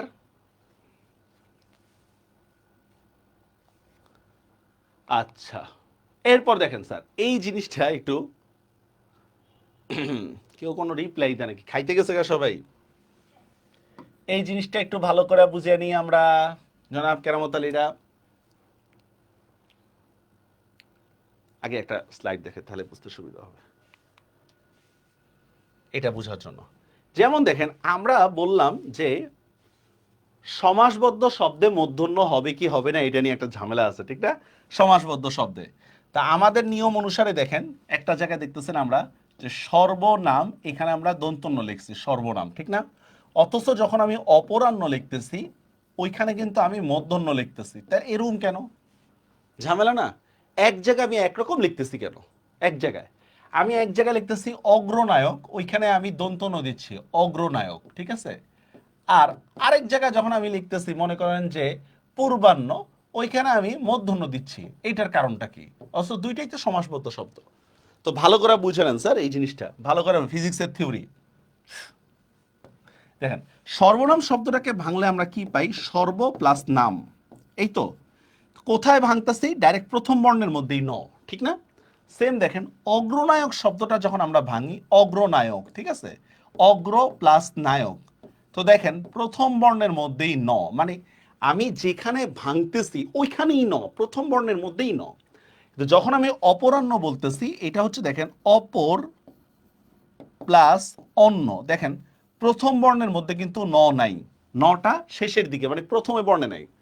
সেম দেখেন আমি যখন পূর্বাহ্ন বলতেছি পূর্ব প্লাস অন্য, দেখছেন প্রথম বর্ণের মধ্যে কিন্তু ন নেই। তো ওই যে আমরা বললাম যে সমাসবদ্ধ শব্দে মূর্ধন্য হবে না, আমরা যে বলছিলাম এটা হচ্ছে কেবল এই প্রথম বর্ণের ক্ষেত্রে। আমরা এই প্রথম বর্ণের ক্ষেত্রে বলতেছি আমরা সমাসবদ্ধ শব্দের ক্ষেত্রে মূর্ধন্য হবে না। যদি নর অবস্থানটা যদি প্রথমে না থেকে যদি পরে থাকে তাহলে আমাদের কিন্তু আবার মূর্ধন্য হবে। ওইটাই আমরা দেখেন সোজা বাংলা লিখতেছি, দেখেন সমাসবদ্ধ শব্দ বিচ্ছেদের ক্ষেত্রে, ভালো করে দেখেন বাংলাটা, সমাসবদ্ধ শব্দ বিচ্ছেদের ক্ষেত্রে দ্বিতীয় শব্দের শুরুতে যদি ন থাকে, দেখছেন এই যে লিখে দিচ্ছি, দ্বিতীয় শব্দের শুরুতে যদি ন থাকে তবে মূর্ধন্য হয় না, দেখছেন? যেমন দেখেন দু প্লাস নীতি, দ্বিতীয় শব্দের শুরুতে ন আছে, দুর্নীতি। সর্বযোগ নাম, দ্বিতীয় শব্দের শুরুতে ন আছে, দেখছেন? দুর্নাম, দেখছেন দ্বিতীয় শব্দের শুরুতে ন আছে। আমরা যেখানে সমাসটা ভাঙবো তার প্রথম বর্ণের মধ্যেই যদি ন থাকে তাহলে আমাদের মূর্ধন্য হবে না, দন্তন্যই থাকবে। আর সমাসবদ্ধ শব্দ বিচ্ছেদের ক্ষেত্রে দ্বিতীয় শব্দের শুরুতে যদি ন না থাকে তাহলে মূর্ধন্য হবে। দ্বিতীয় শব্দের শুরুতে যদি ন না থাকে, যেমন দেখেন অগ্রহায়ণ, এখানে কি ন প্রথমে আছে? নাই, নটা শেষে, এই জন্য দেখছেন মূর্ধন্য। অপরাহ্ন, দেখছেন নটা কিন্তু পরে, এই জন্য মূর্ধন্য। বুঝা গেছে বিষয়টা? রথারোহণ, নটা প্রথমে নেই, এই জন্য মূর্ধন্য। তবে ব্যতিক্রমও আছে, সেটা হচ্ছে দেখেন ভিক্ষান্ন, ব্যতিক্রম। আছেন? মোটামুটি কমেন্টে সুখ দুঃখের আলাপ চলতেছে, ভালো ওটাদের। কেউ দেখছেন এটা? দেখছেন ক্লাস? শেষ, নত্যবিধান শেষ, আর কিচ্ছু নেই। মেইন প্রাণ হচ্ছে এই জিনিসটা, এই জিনিসটা শেষ, এটা মনে রাখলেই হবে, আর কিচ্ছু না। ওকে, এবার আসেন সত্যবিধান, একবারই সহজ এটা। সত্যবিধান মানে কি? মধ্যনস্বর ব্যবহার, এই তো।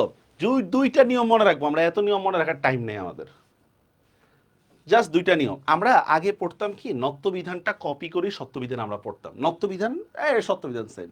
পরে বিসিএস একটা কোশ্চেন আসছিল, পুরস্কার বিতরণী অনুষ্ঠানে এত অপরিষ্কার, পুরা বিসিএস জগৎরে নাড়া দিয়ে দিচ্ছিল এই টাইপের, ঠিক আছে? দেখেন প্রথম নিয়মটা দেখি আমরা সত্যবিধানের ক্ষেত্রে। সত্যবিধানে অ আ, কি বললাম? অ আ ধ্বনি ছাড়া ছাড়া বাকি সব ক্ষেত্রে মূর্ধন্য, বাকি সব ক্ষেত্রে কি হবে? মূর্ধন্য স হবে, মূর্ধন্য স হবে।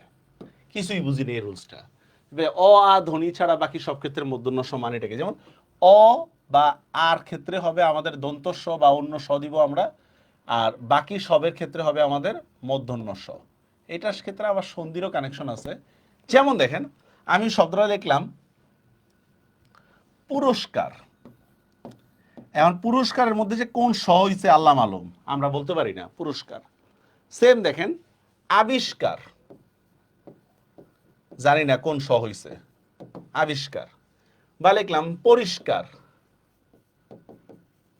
একটা লিখছি আর কি সামথিং, আপনি বুঝে নেন স্যার কোন স হইছে, ঠিক আছে। বা নমস্কার। এখন আমরা প্রত্যেকটা শব্দ ভাঙার চেষ্টা করব, ঠিক আছে। আমরা প্রত্যেকটা শব্দ ভাঙার চেষ্টা করব। ভেঙে ভেঙে আমরা কি দেখব দেখেন, পুরস্কার শব্দটাকে যদি আমি ভাঙি, দেখেন পুরস্কার পু, তারপর কি র, রর সাথে একটা অ উচ্চারণ করতেছেন কিনা বলেন তো। পু র, রর সাথে একটা অ উচ্চারণ করতেছেন না। আমরা কি বলছি, অ বা আর পরে কি হবে, অ বা আর পরে দন্ত স হবে। তার মানে পুরস্কার শব্দের মধ্যে আসলে দন্ত স, পুরস্কার শব্দের মধ্যে আসলে কিন্তু দন্তস্ব হবে। বুঝতে পারছেন বিষয়টা, মূর্ধন্য স হবে না। সেম দেখেন নমস্কার, ন, নর পরে কি আছে ম, মর পরে কি আছে অর উচ্চারণ হইতেছে নম, ঠিক না। তাহলে এবার কোন স হবে বলেন তো, দন্তস্ব হবে। আসলে এটা কিন্তু মূর্ধন্য স হবে না। বুঝা গেছে বিষয়টা।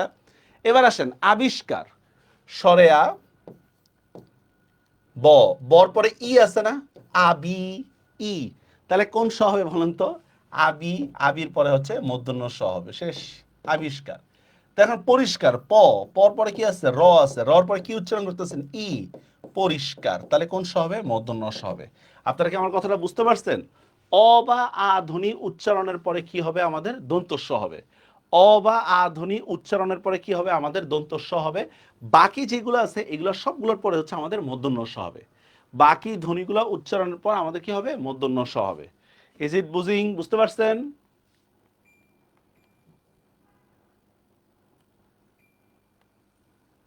বুঝতে পারছেন, এটাই। তাহলে দুষ্কৃতির মধ্যে কি হবে, দুষ্কৃতি দন্ত স, মূর্ধন্য স হবে, দুষ্কৃতি। ধ্বনির ব্যাপারটা ক্লিয়ার, ধ্বনির ব্যাপারটা আচ্ছা আচ্ছা বুঝিং, শেষ, এটাই রুলস। আসেন শুরু করি আমরা। রুলস শেষ, খেলা শেষ, আর লাগবে না। আসেন এই যে সত্যবিধান, অ বা আ ধ্বনি ছাড়া বাকি সব ক্ষেত্রে মূর্ধন্য স হবে। অ বা আ ধ্বনি ছাড়া বাকি সব ক্ষেত্রে মূর্ধন্য স হবে। যেমন দেখেন তিরস্কার, দেখছেন রর পরে একটা অ উচ্চারণ আছে, রর পরে একটা অ উচ্চারণ আছে, এই জন্য আমাদের কি হচ্ছে, দন্ত স হচ্ছে। বৃহস্পতি, দেখছেন রর পরে, হর পরে একটা অ উচ্চারণ আছে। আস্ফালন আ উচ্চারণ আছে, দেখছেন। আবার দেখেন অভিষিক্ত, দেখছেন আগে ই উচ্চারণ আছে, এই জন্য আমাদের মূর্ধন্য স। সুষুপ্ত, দেখছেন মূর্ধন্য স। নিষ্পত্তি আগে ই উচ্চারণ আছে, মূর্ধন্য স। বাস এটাই, এইটাই দেখেন আমরা এখানে ব্যাখ্যা করে করে দিছি। এই জিনিসটাই আমরা এখানে ব্যাখ্যা করে করে দিছি, দেখছেন। এই যে পরিষ্কার, এই যে ইত্যাদি, ঠিক আছে, এই জিনিসগুলো।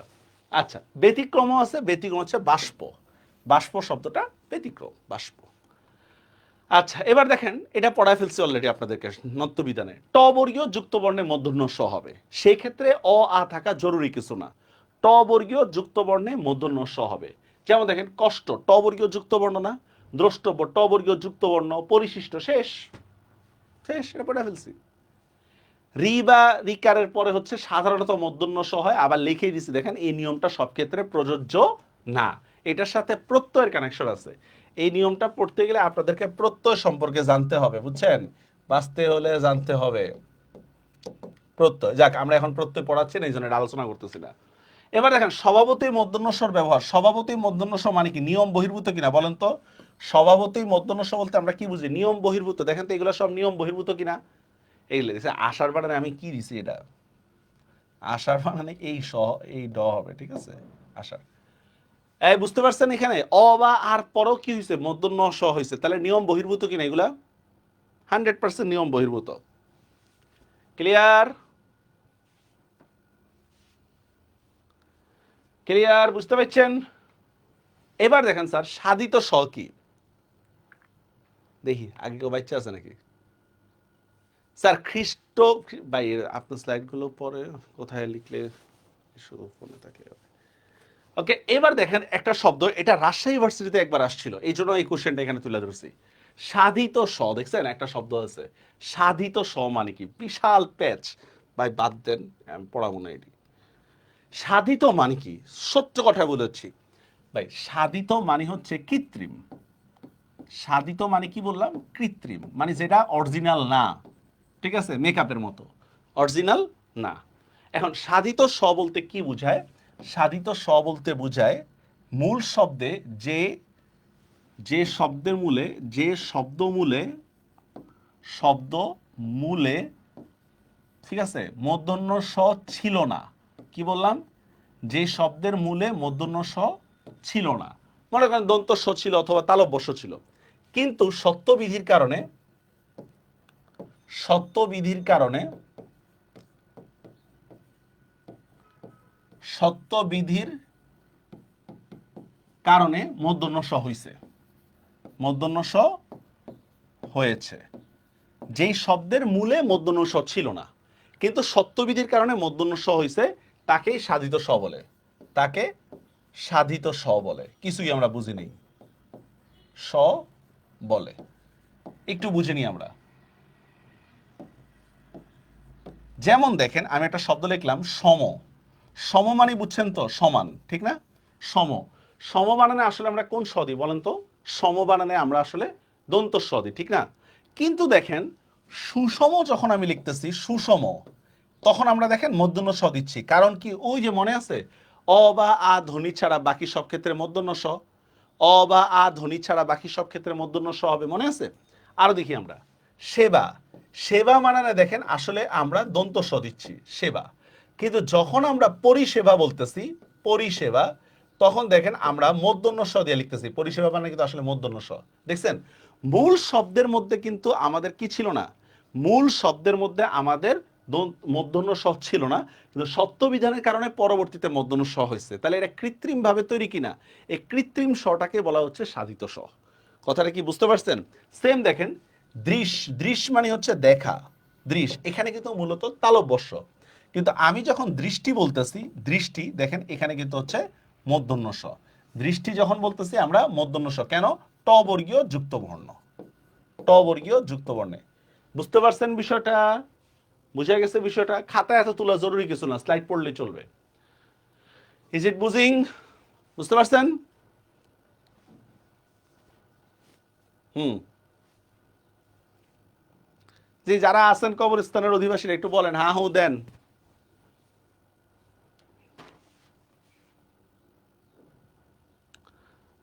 ওকে, এইটাই আমরা বলতেছি। দেখেন, এই যে সাধিত স মানে কি দেখেন, যে শব্দের মূলে মূর্ধন্য স ছিল, সাধিত শব্দের মানে মূলে স ছিল, পরবর্তীতে স আসছে, এটাকে আমরা সাধিত বলবো না। তো মূল শব্দের মধ্যে স ছিল না, কিন্তু পরবর্তীতে স আসছে, এটাই সাধিত শব্দ। এটারই বিভিন্ন ভাষায় বলছি, কোনো দরকার নেই, এটা আমরা আগে মুখে বুঝে বলে ফেলছি এটা। আচ্ছা, শুরু করি। আর শুরু করবো পরে। এগুলা হচ্ছে আপনাদের লিস্ট পরীক্ষায় আসার জন্য, এগুলা পরীক্ষায় আসার জন্য লিস্ট, এটা পড়ে নেবেন ভালো করে, ঠিক আছে? এগুলা এগুলা পড়ে নেবেন, বিশেষ করে হলুদ দাগ যেগুলা, এগুলোর প্রতি একটু বেশি জোর দিয়েন। হলুদ দাগ দিয়ে যেগুলা, এগুলোর প্রতি একটু বেশি জোর দিয়েন পরীক্ষার জন্য, ঠিক আছে? Quiz ready? রেডি? কুইজের জন্য রেডি? হ্যাঁ, যারা ঘুম থেকে উঠছেন রেডি হন, ভয়ঙ্কর কিছু কুইজ আছে।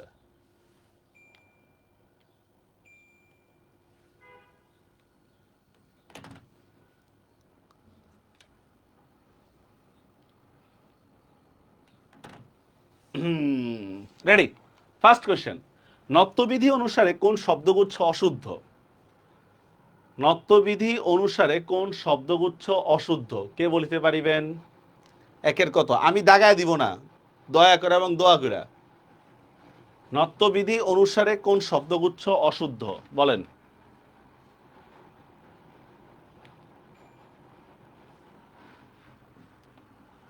ওরে বাপরে বাপ, সময় কম, শুরু করেন। আপনি চলে যান, সমস্যা কি?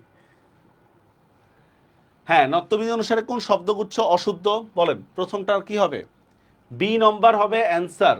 প্রথমটা বি হবে কেন? বি হবে না তো স্যার, দুইটাই ভুল। দুইটাই ভুল, কোনটা হবে? হয় নাই স্যার, রাইট অ্যান্সার হচ্ছে এইটা। রাইট অ্যান্সার হচ্ছে এইটা। এই যে আমি আপনাদেরকে এই পেজটা ভালো করে দেখতে বলছিলাম, কই জানি এই পেজটা ভালো করে দেখেন, দেখছেন? পুরাণ বানানটা কিন্তু আসলে দন্তন্য, পুরাণ বা পুরনো, ঠিক আছে? আর এই পুরাণ বানানে কিন্তু মধ্যন্য, এটা ধর্মগ্রন্থ। ফার্স্টেই ধরা গেলেন। রাইট অ্যান্সার হচ্ছে এই 0.25 করে নেগেটিভ ধরবেন, রাইট অ্যান্সার হচ্ছে এইটা, ঠিক আছে এইটা, কারণ ধরন তদ্ভব শব্দ, এটা দন্তন্য হবে, ধারণা মূর্ধন্য হবে। তারপর দেখেন 2 নম্বর, নত্যবিধি অনুসারে অশুদ্ধ বানান কোনটা?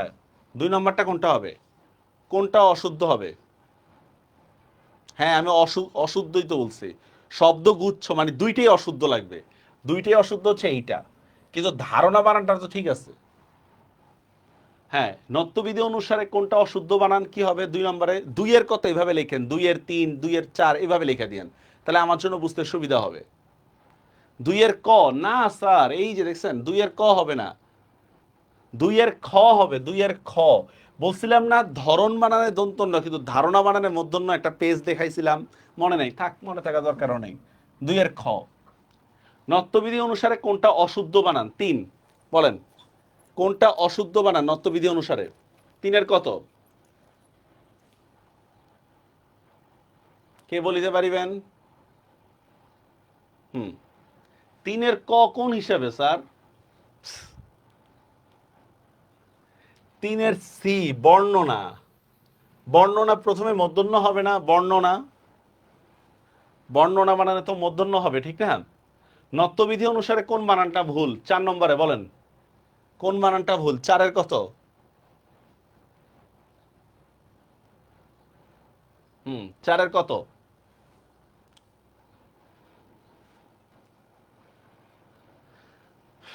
পরগনা, ত্রিহায়ন, ভিখারি, রূপায়ণ, কোনটা হবে 4 এর?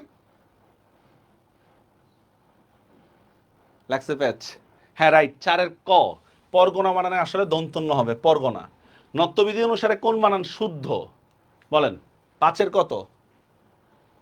জি গোলায় ফেলতেছেন, এই তো শুরু মাত্র স্যার, পড়তে তো মজা লাগে, এক্সাম দিতে না খারাপ লাগে।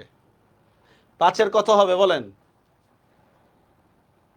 5 এর খ না, এই পারেন নাই। 5 এর ডি রাইট, বিভীষণ। রুগ্ন বানানে গ আর ন পাশাপাশি থাকে, পরিবহন বানানে তো মূর্ধন্য হবে, পরিবহন বানানে, ঠিক আছে, পরিবহন। অপরণ্য বানানে কি হবে? মূর্ধন্য হবে নিচে। না স্যার দাগায় দিব না আমি কষ্ট করে, কারণ আমি মুখস্থর পক্ষে না ভাই। আপনি আমার যত নিন্দাই করেন না কেন, যত কিছুই করেন না কেন, ঠিক আছে, আমি দাগায় দিব না, কারণ কষ্ট করে শিখে নেন, এটা এক্সপ্লানেশন গুলো দরকার আছে। গাছের রং, গাছের পাতা সবুজ, ওইভাবে মুখস্থ করার পক্ষে না। সাধিত স নয় এমন শব্দ কোনটা? সাধিত স নয়, সাধিত স মানে কি বলছিলাম বলেন তো? সাধিত স বলছিলাম কি আমরা, যে যেই শব্দটা মূলত কৃত্রিম না, এটাই তো। তো এইখানে আমরা যদি দেখি, এই মূলত এটা শব্দ হচ্ছে দৃশ থেকে আসছে, তাহলে এইটা একটা কৃত্রিম শব্দ, একটু আগে বললাম। এটা সম থেকে আসছে, এটাও একটা কৃত্রিম শব্দ, ঠিক আছে, সম, এটা একটা কৃত্রিম শব্দ। এইটা অভিষেক, এটা সিচ থেকে আসছে, সিচ, এটাও একটা কৃত্রিম শব্দ। তার মানে দেখেন, মূল শব্দগুলোর মধ্যে এই 3টা ওয়ার্ডের একটার মধ্যে মূর্ধন্য স ছিল না, কিন্তু পরবর্তীতে মূর্ধন্য স হইছে। তো রাইট অ্যান্সার হচ্ছে আমাদের এই জিনিসটা, রাইট অ্যান্সার হচ্ছে আমাদের এটা, মুশিক। মুশিক বানানে মূল শব্দের মধ্যেই মূর্ধন্য স, মুশিক বানানে মূল শব্দের মধ্যেই মূর্ধন্য স। তারপর দেখেন 7 নম্বর, নিচের কোনটাতে নত্যবিধান লঙ্ঘিত হয়েছে বলেন? নিচের কোনটাতে নত্যবিধান একসেপ্টেড হয় নাই বলেন? বিষণ্ণ, ভিক্ষান্ন, ঘন্টা, পরিবহন, এগুলা সব ভার্সিটি কোশ্চেন। নিচের কোনটিতে মতবিধান লঙ্ঘিত হয়েছে? বিষণ্ণ, ভিক্ষান্ন, ঘন্টা, পরিবহন। 7 কত? স্যার 7 হবে ডি, ডি বানানটা ভুল না? ভিক্ষান্ন সমাসবদ্ধ শব্দ, এই জন্য দন্তন্য। ঘন্টা বানান ট বর্গীয় যুক্ত বর্ণ, মূর্ধন্য। বিষণ্ণ বানানে মূর্ধন্যই ঠিক আছে। রাইট অ্যান্সার হচ্ছে পরিবহন। পরিবহন বানানে তো নিয়মটা ভুল না? পরিবহন। নত্যবিধি অনুসারে কোন বানানগুচ্ছ অশুদ্ধ বলেন? 8 নম্বরে কোনটা হবে? কোন বানানগুচ্ছ অশুদ্ধ, মানে দুইটাই ভুল। লাগছে প্যাচ? 8 নম্বর বলেন, কোন বানানগুচ্ছ অশুদ্ধ?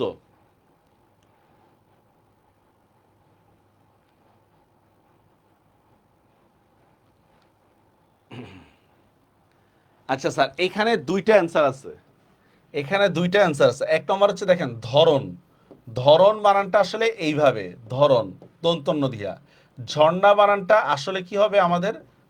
দন্তন্য দিয়া, ধরন। সেম, হরিণটাও রাইট। হরিণ বানানে আসলে মূর্ধন্য হবে হরিণ, রূপায়ণ বানানে মূর্ধন্য হবে, বুঝছেন? ভুল, দুইটা রাইট আনসার। নত্যবিধি অনুসারে কোন বানান গুচ্ছ ভুল বানান গুচ্ছ কোনটা? নত্যবিধি অনুসারে ভুল বানান গুচ্ছ কোনটা? দুইটাই ভুল, দুইটা দেওয়া আছে, দুইটাই ভুল, কোনটা বলেন তো দেখি?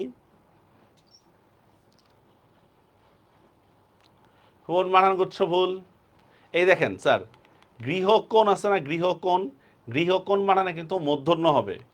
রাইট অ্যান্সার হচ্ছে আমাদের এইটা। আচ্ছা বাসায় পরে দেখে দিয়েন। কোনটি 10 নম্বরে বলেন কোনটা সত্যবিধানের উদাহরণ? কোনটা সত্যবিধানের উদাহরণ বলেন? 10 নম্বর, কোনটা সত্যবিধানের উদাহরণ? হ্যাঁ, 10-এর কথা হবে। সত্যবিধান কাকে বলে? মূর্ধন্য ষ ব্যবহার হলেই তো স হবে, ঠিক না? মূর্ধন্য ষ ব্যবহার না হলে তো আর স হবে না। তার মানে দেখেন এখানে কি হবে, এইটা হবে অ্যান্সার, এই যে আমাদের এই জিনিসটা হবে অ্যান্সার, ঠিক আছে? আষাঢ় উষা, এটা হচ্ছে আমাদের, কারণ এই দুইটার মধ্যে কি হয়েছে, মূর্ধন্য ষ ব্যবহার হয়েছে, বাকি দুইটার মধ্যে আমাদের মূর্ধন্য ষ আসে নাই। আচ্ছা, আচ্ছা আর একটা আছে, নিচের কোন শব্দে নত্যবিধান অনুসারে মূর্ধন্য ব্যবহার হয়েছে, দেখি এটা পারেন কিনা। 11 নম্বর, নিচের কোন শব্দে নত্যবিধান নিয়ম অনুসারে মূর্ধন্য ব্যবহার হয়েছে? নিয়ম অনুসারে, কল্যাণ, প্রবণ, নিক্কণ, বিপণী, কি হবে অ্যান্সার? কল্যাণ, প্রবণ। আমরা বলতেছি নিয়ম অনুসারে হয়েছে, বুঝতে পারছেন?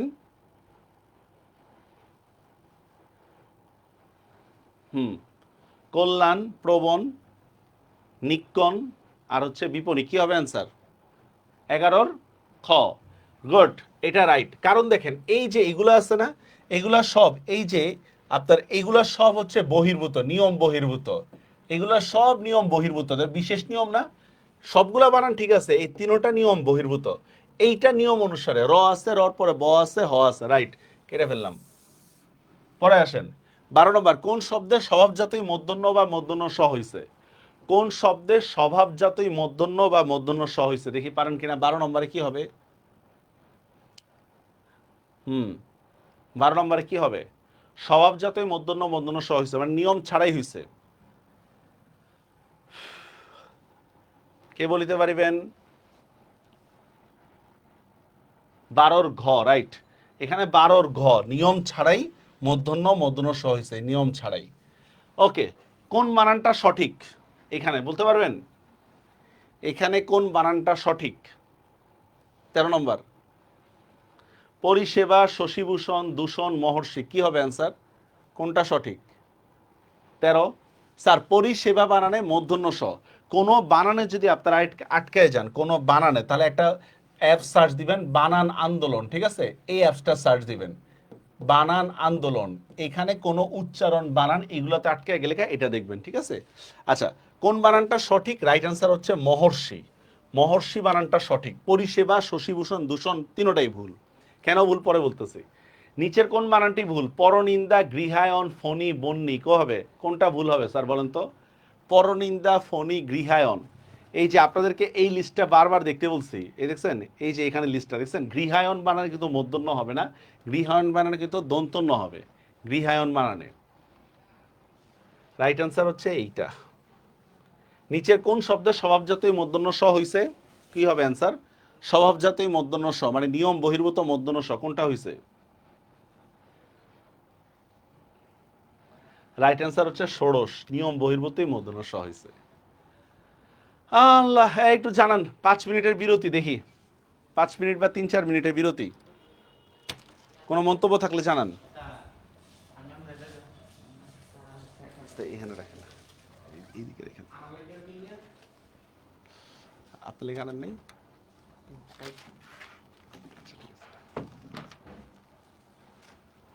কয়টা হয়েছে টোটাল? কেরামত আলীরা 10 মিনিটের বিরতি। আচ্ছা এই 10 মিনিটের বিরতি যান, 10 মিনিট পরে ক্লাস শুরু হবে, আমি আসি লাইনে, আপনাদের মন্তব্য দেখি। 10 মিনিটের বিরতি যান। 4টা হয়েছে মাত্র, হাই হাই রে।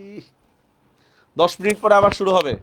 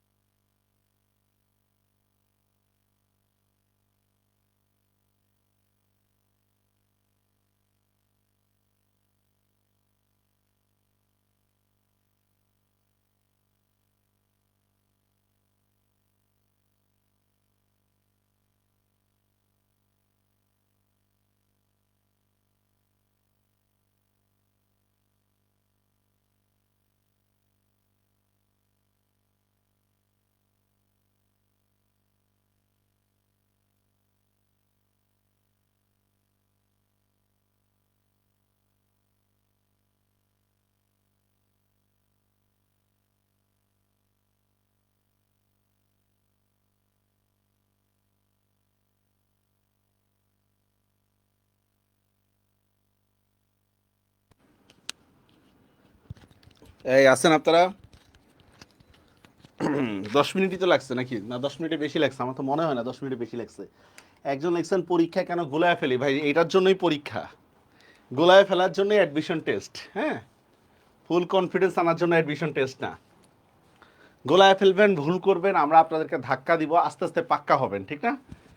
এমনি এমনি তো আর পাক্কা হবেন না। এখন যদি ভুল যায় এটার জন্য আপনার উচিত সুক্রিয়া করা, যে দেখ এখন ভুল হয়েছে, সামনে ঠিক করে ফেলবো, ঠিক আছে? কিন্তু এখন যদি ভুল না চায় তাহলে একটা ফেক কনফিডেন্স আসবে আপনার উপরে, মানে আপনার নিজের উপরে একটা ফেক কনফিডেন্স থাকবে। এই কনফিডেন্সটা আপনার জন্য কাল হয়ে দাঁড়াবে। বুঝতে পারছেন বিষয়টা? আচ্ছা, আচ্ছা, গত ক্লাসের প্র্যাকটিস শিট সবই দিব, একটু ওয়েট করেন। হ্যাঁ, কিচ্ছু না, তেমন কিছুই না, প্র্যাকটিস শিট দিবনি। আচ্ছা, তারপর আর কিছু? ওকে, তা দেখেন, এই এই টপিকগুলো যদি আমি স্কিপ করে যাই, আপনি ধরতেও পারবেন না কোন জায়গায় ভুল কোন জায়গায় ঠিক, ঠিক আছে? স্কিপ করে গেলে কিন্তু আমার জন্য আরো ভালো, পড়াইতে হয় কম, কিন্তু না, আপনাকে এই ফেক কনফিডেন্সটা দেওয়া আমার উদ্দেশ্য না। প্রত্যেকটা টপিকেরই মানে পুরো আলোচনা করা হবে, কি আছে না আছে সব দেখানো হবে। এরপর আপনার ইচ্ছা, আপনি পড়লে পড়েন, না পড়লে স্কিপ করে যান। রেডি? শুরু করি। বাংলা বানানের নিয়ম, এটা অত্যন্ত কঠিন, সরি সহজ, এটা অত্যন্ত সঠিক সহজ টপিক, ঠিক আছে? আচ্ছা, শুরু করি আমরা। বাংলা বানানের নিয়মাবলী, স্যার এগুলো একবারে ইজি, আমি শুধু নিয়মগুলো তুলে ধরবো, আমি শুধু নিয়মগুলো তুলে ধরবো, আর কিছু না। আচ্ছা, আরে রিটেনের সমার্থক শব্দ আছে, সমার্থক শব্দ পড়ানোর কি আছে? আপনারা লেখা দিচ্ছে, সমার্থক শব্দ আমার পড়াইতে হবে? বলেন আলাল মাহমুদ, বলেন। সমার্থক শব্দ, ভোকাবুলারি, তারপর হচ্ছে আপনার পরিভাষা, এগুলো আপনার পড়ার বিষয় না, এগুলোকে আমি পড়াবো? বলেন। হ্যাঁ, আসলে বাংলা একদমই ভাল লাগে না। শুরু করি আমরা, একবারে সহজ, দেখেন। ভাষা ও জাতিবাচক শব্দের শেষে সর্বদা রস্বীকার হবে, হয়েছে, অনেক কমেন্ট হয়েছে। ভাষা ও জাতিবাচক শব্দের শেষে সর্বদা রস্বীকার হবে, ভালো কথা, সর্বদা রস্বীকার হবে। যেমন বাঙালি, আরবি, ইংরেজি, পাকিস্তানি, এগুলো দেখেন, এগুলো রস্বীকার হয়েছে, এগুলো নিয়ে কোনো ঝামেলা নেই। কিন্তু কোন শব্দের মধ্যে যদি ইও প্রত্যয় যুক্ত হয়, ইও, ইও মানে বুঝছেন তো, শেষে একটা ইও উচ্চারণ, ইও প্রত্যয় যুক্ত হলে সেক্ষেত্রে দীর্ঘিকার হবে। যেমন দেখেন আরবীয়, দেখছেন আরবীয়, শেষে ইও আসছে। বঙ্গীয় আছে না, বঙ্গীয় সাহিত্য পরিষদ, ই দীর্ঘই আসছে। বা এই যে ভারতীয়, দেখছেন দীর্ঘিকার আসছে। আচ্ছা দেখি, এবার একটু ঝামেলা করি আপনাদেরকে, ঝামেলা না করলে আমার ভাল লাগে না। বলেন তো, ভারতী পত্রিকায় আমাদের প্রথম পত্রের কোন গল্প বা কবিতাটা প্রকাশ পায়? ভারতী পত্রিকায় আমাদের প্রথম পত্রের কোন গল্প বা কবিতাটা প্রকাশ পায়? ভারতী। এই দেখেন, জাতি বানানে কিন্তু আমরা রস্বীকার দিই, জাতি, অথচ জাতীয় বানানে কিন্তু আমরা দীর্ঘই দিই, জাতীয়, দেখছেন? কেন দীর্ঘই দিই? দেখেন, ওই যে শেষে ইও উচ্চারণ আছে, শেষে ইও উচ্চারণ আছে, এই জন্য আমরা দীর্ঘই দিই। এই বলেন, ভারতী পত্রিকায় কোনটা প্রকাশিত হয়? হুম, ভারতী পত্রিকায় কোনটা প্রকাশিত হয়? শেষ। থাক, আমি আর বলুন না, থাক, থাকুক। Admission test. মাসি পিসি না, মাসি পিসি প্রকাশিত হয় পূর্বাশা, রাইট আয়েশা। বিলাসী গল্পটা ভারতী পত্রিকায় প্রকাশিত হয়। বলেন তো, মাসিক মোহাম্মদীতে কোনটা প্রকাশিত হয়? মাসিক মোহাম্মদী। না, হয় নাই, অপরিচিতা হয় নাই। মাসিক মোহাম্মদীতে কোনটা প্রকাশিত হয়? ফার্স্ট পেপার পুরাই ভুলে গেছেন। আচ্ছা, আমি আসি আপনাদেরকে প্যাচ লাগানোর জন্য। তারপর আসেন পরের লাইনে। এটা অলরেডি আমরা পড়ে ফেলছি, এই নিয়মটা শুরুতে, ক্লাসের শুরুতে আমরা পড়েছিলাম, মনে আছে? মনে আছে? এটার আমি বিস্তারিত আলোচনাই করব না, এটা যেহেতু আমরা পড়ায় ফেলছি যে বিশেষণের সাথে জফলা বা তা যোগ করে আমরা একটা নাউন করতে পারবো। কি বলতেছি আমরা? বিশেষণের সাথে জফলা বা তা যোগ করে, যে তা, তা যোগ করে আমরা একটা নাউন করতে পারবো, ঠিক আছে? তবে বিশেষ্যের সাথে কোনো প্রত্যয় যোগ করে আবার বিশেষ্য করা যাবে না। মানে এটা আমরা আলোচনা যেটা করছিলাম সেটা হচ্ছে, দেখেন, এটা একটা অ্যাডজেটিভ, এটার সাথে আমি জফলা যোগ করলে কার্পণ্য আলোচনা করলাম, তার মানে কার্পণ্য একটা নাউন, ঠিক না? অথবা আমি অ্যাডজেটিভের সাথে আমি তা যোগ করে আমি কি করলাম? কৃপণতা বলতে পারলাম।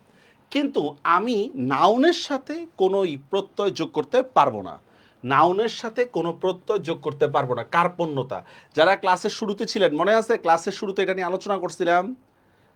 হুম, মাসিক মোহাম্মদীতে প্রকাশিত হয় হচ্ছে তাহারি পড়ে মনে, মনে আছে ক্লাসের শুরুতে আলোচনা করছিলাম এটা সম একটা অ্যাডজেটিভ, এখান থেকে আমি সাম্য একটা নাউন বানাইতে পারি অথবা কি বানাইতে পারি সমতা, নাউনটা কি হবে সমতা, কিন্তু আমি সাম্যতা বলতে পারবো না।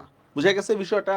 তো এক এটা একটা অ্যাডজেটিভ, এর সাথে আমি ঐক্য বলতে পারি অথবা আমি একতা বলতে পারি, কিন্তু কোনটা বলতে পারবো না আমরা ঐক্যতা বলতে পারবো না। এটা আমরা প্রথমে আলোচনা করছি, এই জন্য আর এটা ডিটেলস আলোচনা করলাম না হয়তো।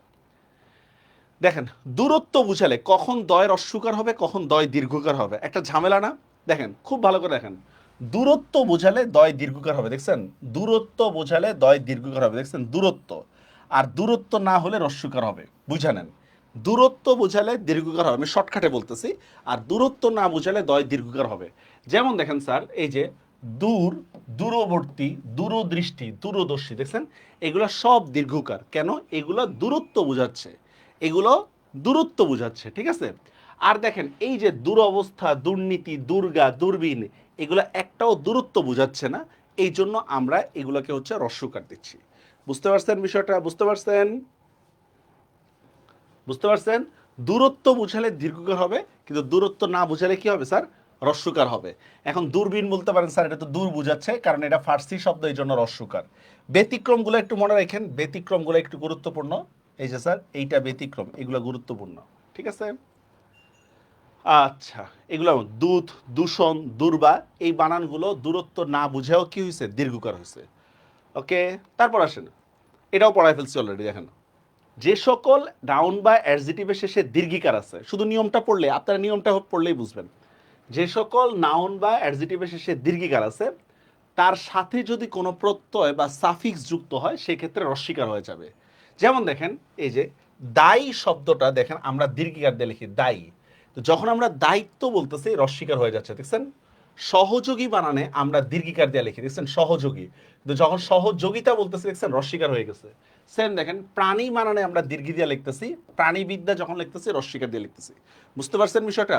যে সকল বিশেষ্য বা বিশেষণের শেষে দীর্ঘিকার আছে তার সাথে কোনো প্রত্যয় যুক্ত হলে তখন সেটা কি হয়ে যাবে? আমাদের রস্বীকার হয়ে যাবে। Is it clear? ব্যতিক্রম কোনগুলো দেখেন, সতীত্ব, নারীত্ব, কুমারিত্ব, এগুলো ব্যতিক্রম। এই নিয়মগুলো বুঝতেছেন? এই নিয়মটা বুঝতে পারছেন? কোনো শব্দের শেষে দীর্ঘিকার আছে, তার সাথে যদি আর কিছু যোগ করেন তখন সেটা রস্বীকার হয়ে যাবে। ওকে, তারপর এগুলো ইন্টারও পড়াইছিলাম আপনাদেরকে, এফআরবিতে যারা ছিলেন তারা বলতে পারবেন। সেম দেখেন, যে সকল অ্যাডজেটিভের শেষে দীর্ঘিকার আছে তার শুরুতে যদি নি উপসর্গ যুক্ত হয় নি, তখন দীর্ঘিকারটাই বিলুপ্ত হবে। যে সকল অ্যাডজেটিভের শেষে দীর্ঘিকার আছে তার শুরুতে নি উপসর্গ যুক্ত হলে দীর্ঘিকারটাই বিলুপ্ত হয়ে যাবে। যেমন দেখেন রোগী, দেখেন রোগী থেকে নিরোগ, ধনী, নির্ধন, পাপী, দেখছেন? পাপিল শেষে দীর্ঘিকার, এর আগে নি যখন আসছে দীর্ঘিকারটা বিলুপ্ত হয়ে গেছে। নিষ্পাপ, অপরাধী থেকে বলতেছি নিরপরাধ, দেখছেন? অহংকারী থেকে বলতেছি নিরহংকার, ইত্যাদি। তো কি বললাম? যে সকল বিশেষণের শেষে দীর্ঘিকার আছে তার শুরুতে নি উপসর্গ যুক্ত হলে দীর্ঘিকারটাই বিলুপ্ত হয়ে যাবে। বুঝা গেছে? একবারে সহজ, বাচ্চা বলাবেন পড়া এগুলা। আচ্ছা এবার দেখেন একটা, কোন শব্দের শেষে যদি করণ কৃত, চারটা জিনিস দেখেন, করণ কৃত ভবন ভূত, চারটা বিষয়। কোন শব্দের শেষে যদি এই চারটা থাকে, করণ কৃত ভবন ভূত, এগুলা যদি থাকে তাহলে দীর্ঘিকার হয়, তাহলে বানানে দীর্ঘিকার হবে। যেমন দেখেন সতর্ক যোগকরণ, আমরা কি বলতেছি? সতর্কীকরণ, দেখছেন? সতর্ক যোগকরণ, সতর্কীকরণ। সমযোগ ভবন, সমীভবন। দুর্যোগকৃত, দূরীকৃত, দেখছেন? তার মানে শুদ্ধিকরণ, দেখেন শুদ্ধ যোগকরণ, শুদ্ধিকরণ, ঠিক আছে? এখন আপনাদের একটা প্রশ্ন আসতে পারে, স্যার অধিকরণ বানানো তো রস্বীকার, এগুলোর কারণটা কি? ওইটাই আমরা বলতেছি। দেখেন মূল শব্দে যদি আগে থেকে রস্বীকার থাকে তাহলে তার কোনো পরিবর্তন হবে না। মূল শব্দে যদি আগে থেকেই রস্বীকার থাকে তাহলে তার কোনো পরিবর্তন হবে না। যেমন দেখেন অধিকরণ, অধি একটা উপসর্গ, আগে থেকে রস্বীকার আছে এই জন্য কোনো পরিবর্তন হবে না। কিন্তু দেখেন শুদ্ধর মধ্যে কোনো রস্বীকার বা দীর্ঘিকার নাই। তা দেখেন ভস্যযোগ ভূত, এখানেও দেখেন কোনো রস্যকার বা রস্বীকার বা দীর্ঘিকার নেই, এই জন্য আমরা দীর্ঘিকার দিচ্ছি। তো মূল শব্দ যদি আগে থেকেই রস্বীকার থাকে তাহলে কোনো পরিবর্তন হবে না। এটা বুঝছেন নিয়মটা? ওলা পাইন আমার ক্লাস করতে আসলে হতাশ হয়ে যায়। কি হতাশ হয়ে যান নাকি আপনারা ক্লাস করতে আসলে? মারাত্মক লেভেলের, এগুলো তো ইন্টারের পড়াইছিলাম আপনাদেরকে।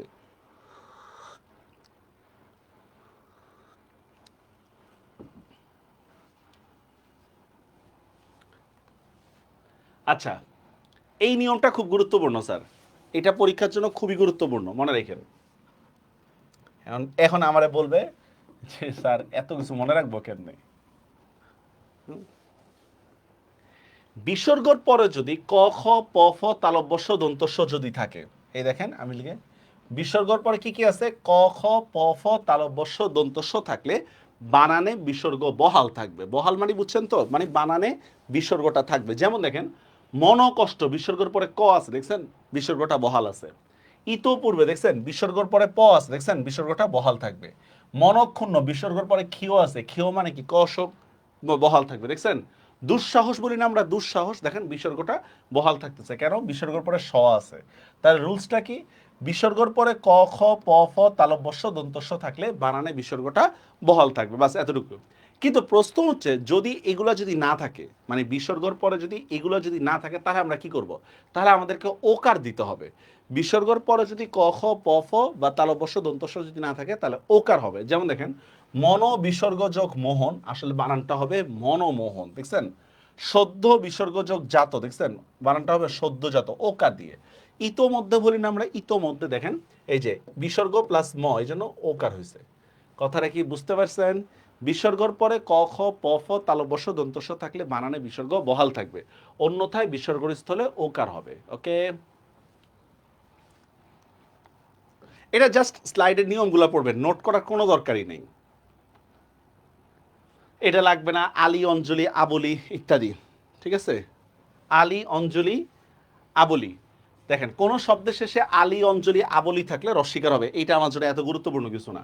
এখানে একটা প্যাচ লাগাই আপনাদেরকে, প্যাচটা হচ্ছে স্যার আমি মুখস্থ বলবো নাকি মুখস্থ বলবো? মুখস্থ নাকি মুখস্থ, লাগছে প্যাচ? বা দেখেন বিশ্বস্ত নাকি বিশ্বস্থ, লাগছে প্যাচ?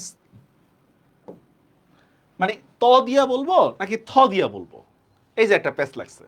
প্যাচটা কিচ্ছুই না, এই শয় তো সবই বাদ, এইগুলাই বাদ দিয়ে দিবেন, এগুলো একটাও লাগবে না আমাদের। দেখেন নিয়মটা ভালো করে বুঝে নেন, এই শয় ত হবে না শয় থ হবে, এই ঝামেলাটা মেটানোর জন্য আমরা কি করব? শয় ত কিংবা শয় থটাই বাদ দিয়ে দিব, যেহেতু এটা ঝামেলা। বাদ দেওয়ার পরে যদি আমরা দেখি অর্থ মিলে, প্রাসঙ্গিক অর্থ মিলে, তাহলে শয় থ হবে। আর যদি প্রাসঙ্গিক অর্থ না মিলে শয় ত হবে। কিচ্ছু বুঝিনি আমরা, ভালো করে দেখেন, ভালো করে বুঝে নেন স্যার। এই দেখেন এখানে লিখে দিছি, শয় ত বাদ দেওয়ার পরে যদি একটা প্রাসঙ্গিক অর্থবোধক শব্দ হবে, দেখেন শয় ত, দেখেন শয়ত বাদ দিলে কোনো প্রাসঙ্গিক অর্থবোধক শব্দ হবে না, আর শয়থ বাদ দিলে প্রাসঙ্গিক অর্থবোধক শব্দ হবে। যেমন দেখেন আমরা মুখস্থ শব্দটা নিয়ে তো ঝামেলা ছিল আমাদের, ঠিক না? মুখস্থ, এই দেখেন আমি শব্দটা বললাম মুখ, শয়ত কিংবা শয়থ বাদ দিলে আসলে কি হয়? মুখ, এই তো শয়ত অথবা শয়থ, এই তো। আমার দেখবো এখন দেখেন মুখের সাথে মুখস্থর একটা প্রাসঙ্গিকভাবে একটা মিল আছে কিনা? আছে। মুখ থেকে আমরা মুখস্থ করতে গেলে তো মুখে পড়তে হয়, ঠিক না?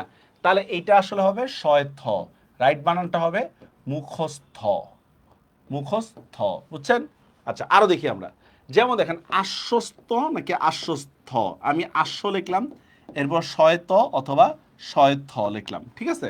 এখন দেখেন আশ্ব বলে কোনো শব্দ কিন্তু নাই, আশ্ব বলে কোনো শব্দ আমাদের জানা মতে নাই, তাহলে প্রাসঙ্গিক অর্থ মিলতেছে না, তাহলে আসলে হবে শয়ত, কি হবে? আশ্বস্ত, আশ্বস্ত, বুঝতে পারছেন বিষয়টা? আচ্ছা এরপর দেখেন বিশ্বস্ত নাকি বিশ্বস্ত, বিশ্বস্ত নাকি বিশ্বস্ত। তো আমরা কি করব স্যার, ফার্স্টে দেখেন আমরা দিচ্ছি বিশ্ব, বাদ দেন। এখন দেখেন বিশ্বস্ত মানে হচ্ছে ট্রাস্টেড, আর বিশ্ব মানে হচ্ছে ওয়ার্ল্ড, কোনো প্রাসঙ্গিক মিল নেই, কোনো প্রাসঙ্গিক মিল নেই, তাহলে আসলে কি হবে বলেন তো? বিশ্বস্ত, বিশ্বস্ত। আচ্ছা এই হতাশাগ্রস্ত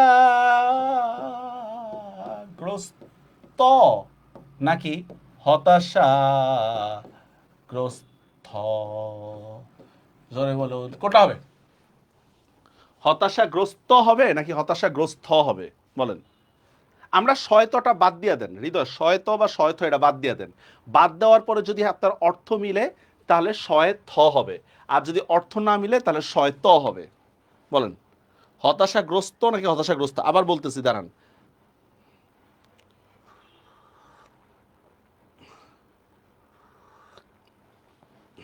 আচ্ছা, প্রমি বিশ্বাস লিখছেন শয় থ। আমরা শয়ত বা শয় থর ঝামেলা না, আমরা এই শয়তটাই বাদ দিয়ে দেন, শয় থটা বাদ দিয়ে দেন। বাদ দেওয়ার পরে যেমন দেখেন মুখস্থ, আমরা শয়ত বা শয় থ বাদ দিলে কি হয়, মুখ, ঠিক না? আমরা কি পাই, মুখ শব্দটা পাই। এখন দেখতেছি আমরা মুখের সাথে মুখস্থর মিল আছে কিনা। মুখের সাথে মুখস্থর মিল আছে, ঠিক না? একটা প্রাসঙ্গিকভাবে একটা মিল আছে। এই জন্য আমরা কি করব, স্যার নাইমা সুলতানা সূর্যাস্ত, এটাই তো বলতেছেন, ঠিক না? সূর্যাস্ত বাদ দিলে কি সূর্যা মিলছে কোনো? এই যে অনেকে ভুলটা করছেন কোথায়, আমি বলছি শুধু শয়ত কিংবা শয়থ বাদ দিতে, আপনারা অনেকে গড়ফলা বাদ দিয়ে দিচ্ছেন। আপনারা আবেগের ঠেলায় বিবেক কাজ না করে গড়ফলাটা বাদ দিয়ে দিচ্ছেন। তো গড়ফলাটা বাদ দিলে কি হবে, হতাশাগ্র, এরকম না? এই হতাশাগ্র, হতাশাগ্র কি কোনো অর্থ মিলে বলেন? আমি বলছি শুধু শয়ত অথবা শয়থ বাদ দিবেন, ঠিক আছে? আপনি গড়ফলা বাদ দিয়ে দিচ্ছেন, তাহলে আসলে রাইট অ্যান্সার হবে হতাশাগ্রস্ত। নাইমা আপনার উত্তরটা পাইছেন, সূর্যাস্তটা। আয়শা বুঝতে পারছেন এটা? হতাশাগ্রস্ত হবে, হতাশাগ্রস্ত হবে না। তাহলে মুখস্থটাও বুঝতে পারছেন। এবার বলেন ঠোঁটস্থ নাকি ঠোঁটস্থ, বলেন ঠোঁটস্থ নাকি ঠোঁটস্থ, কোনটা হবে? ঠোঁট থেকে আসছে।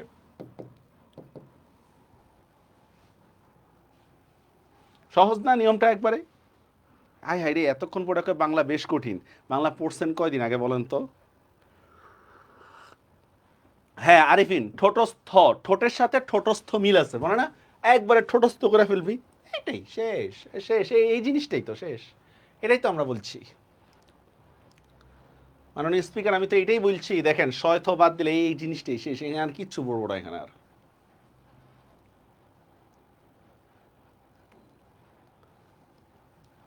শেষ শেষ শেষ শেষ শেষ। এই জন্য পরামর্শ হলো আপনাদের প্রতি যে ইন্টারমিডিয়েটে একটা বাংলা কোর্স করে রাখেন ভালো মতো, ওই পড়লেই পারা যাবেন, প্রিভিয়াস ইয়ার কোশ্চেন করলে পরে। এখন প্রেশারটা কাদের উপর যাচ্ছে, আপনাদের উপরে না? বিশেষ করে যারা বাংলা দাগাবেন তাদেরকে এখন প্রিভিয়াস সব কিছু পড়তে হইতেছে না, কি ঠিক না? আগে যদি জানতেন তাহলে একটু পড়ে রাখতেন, ঠিক না? এখনো জুনিয়রদেরকে বলে রেখেন যে একটা আইডিয়া নিয়ে রাখো, প্রত্যেকটা সাবজেক্টেই একজন টিচারের কাছে একটা পড়া একটা আইডিয়া রাখা দরকার, ঠিক আছে?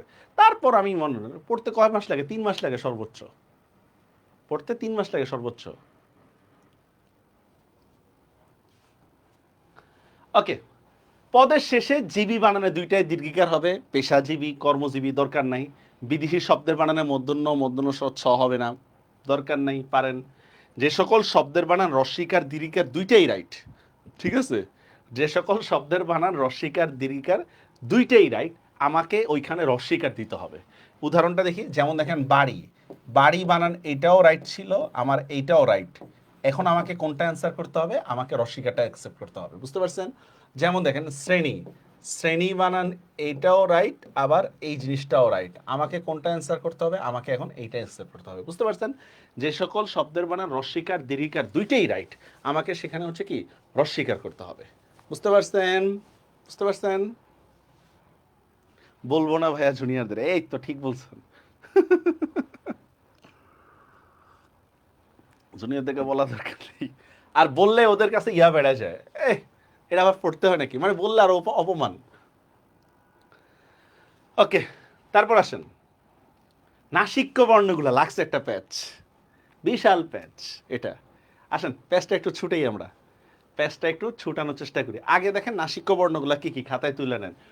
ইয় মধ্যাহ্ন দন্তন্য ম, এই তো ইয় মধ্যাহ্ন দন্তন্য ম।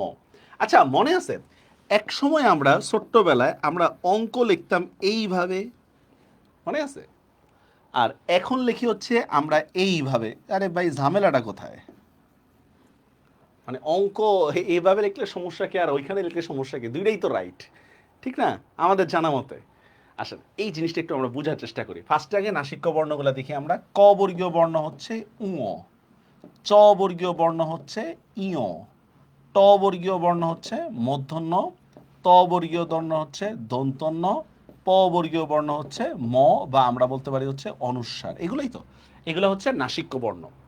এখন আমরা একটা কথা বললাম যে সেটা হচ্ছে নাসিক্য বর্ণগুলো তার পরবর্তী বর্ণের বর্গ অনুসারে হবে। কিছুই বুঝিনি আমরা, একটু বোঝার চেষ্টা করি স্যার। মনে করেন আমি একটা শব্দ লিখলাম পাঞ্জেরি, প আকার পা, ওকে, এখানে নর মতো দন্ত মূর্ধন্য লিখলাম, দন্তন্য লিখলাম বা ইও লিখলাম, এই তিনোটাই নাসিক্য বর্ণ কিনা? তিনোটাই দেখেন নাসিক্য বর্ণ, ও ইও মূর্ধন্য দন্তন্য ম, এগুলো তিনোটাই নাসিক্য বর্ণ, ঠিক না? এরপর আমি লিখলাম জেরি। এখন ভালো করে একটু বোঝার চেষ্টা করি, চোখ কান বন্ধ রেখে, হ্যাঁ। আমরা বলছি নাসিক্য বর্ণগুলো তার পরবর্তী বর্ণের বর্গ অনুসারে হবে। নাসিক্য বর্ণগুলো তার পরবর্তী বর্ণের বর্গ অনুসারে হবে। এখানে দেখেন এই তিনোটাই নাসিক্য বর্ণ, বুঝলাম, কোনো ঝামেলা নাই। আমরা এই নাসিক্য বর্ণটা ডিফাইন করব হচ্ছে পরবর্তী বর্ণ কি। তো দেখেন আমরা দেখতেছি পরবর্তী বর্ণ হচ্ছে জ, ঠিক না, বর্গীয় জ। তো কি বলছি, নাসিক্য বর্ণগুলো তার পরবর্তী বর্ণের বর্গ অনুসারে মিলাই আমার লিখতে হবে, ঠিক আছে? তো দেখেন এখানে আমরা কি পাইছি, নাসিক্য বর্ণ পরবর্তী বর্ণ জ। জ আসলে কোন বর্গীয় বর্ণ? জ আসলে চ ছ জ জ ইয়। তার মানে এখানে বেসিক্যালি হচ্ছে আমাদের ইয় ব্যবহার হয়েছে। এই নাসিক্য বর্ণটা আসলে আমাদের ইও ব্যবহার হয়েছে, ঠিক আছে? এখানে কিন্তু দন্তন্য মূর্ধন্য ব্যবহার হয় নাই। আরো দেখি আমরা, যেমন দেখেন, যেমন চঞ্চল, চ, চর পরে লিখলাম দন্তন্য লিখলাম, মূর্ধন্য লিখলাম, বা সরি বা ইও লিখলাম, ইও, ঠিক আছে? এরপর লিখলাম আমি চল। এখন দেখেন খেয়াল করেন, এই তিনোটাই নাসিক্য বর্ণ, কোনো ঝামেলা নাই এখানে। কিন্তু আমরা তিনোটার উচ্চারণ তো সেম। আমরা ইয়া করব, ডিফাইন করব কিভাবে, পরবর্তী বর্ণ কি, পরবর্তী বর্ণ কোনটা, চ। চর সাথে কোন নাসিক্য বর্ণ মিলে, চ ছ জ জ ইও, দেখছেন? তাহলে আসলে হবে এইটা। এখন অঙ্কটা একটু আমরা দেখি। অঙ্ক শব্দটাকে ভাঙলে কিভাবে হবে অঙ্ক, যদি আমরা অনুস্বারটা ভাঙি তাহলে অ অনুস্বার, অনুস্বার মানে কি ম না, অ মনু অনুস্বার প্লাস ক। আচ্ছা, আর অঙ্ক এখানে লিখলে অ উ ক। এখন বলেন তো কর সাথে কোনটা মিলে, অনুস্বার মিলে নাকি উ মিলে? ক এর সাথে কোনটা মিলবে?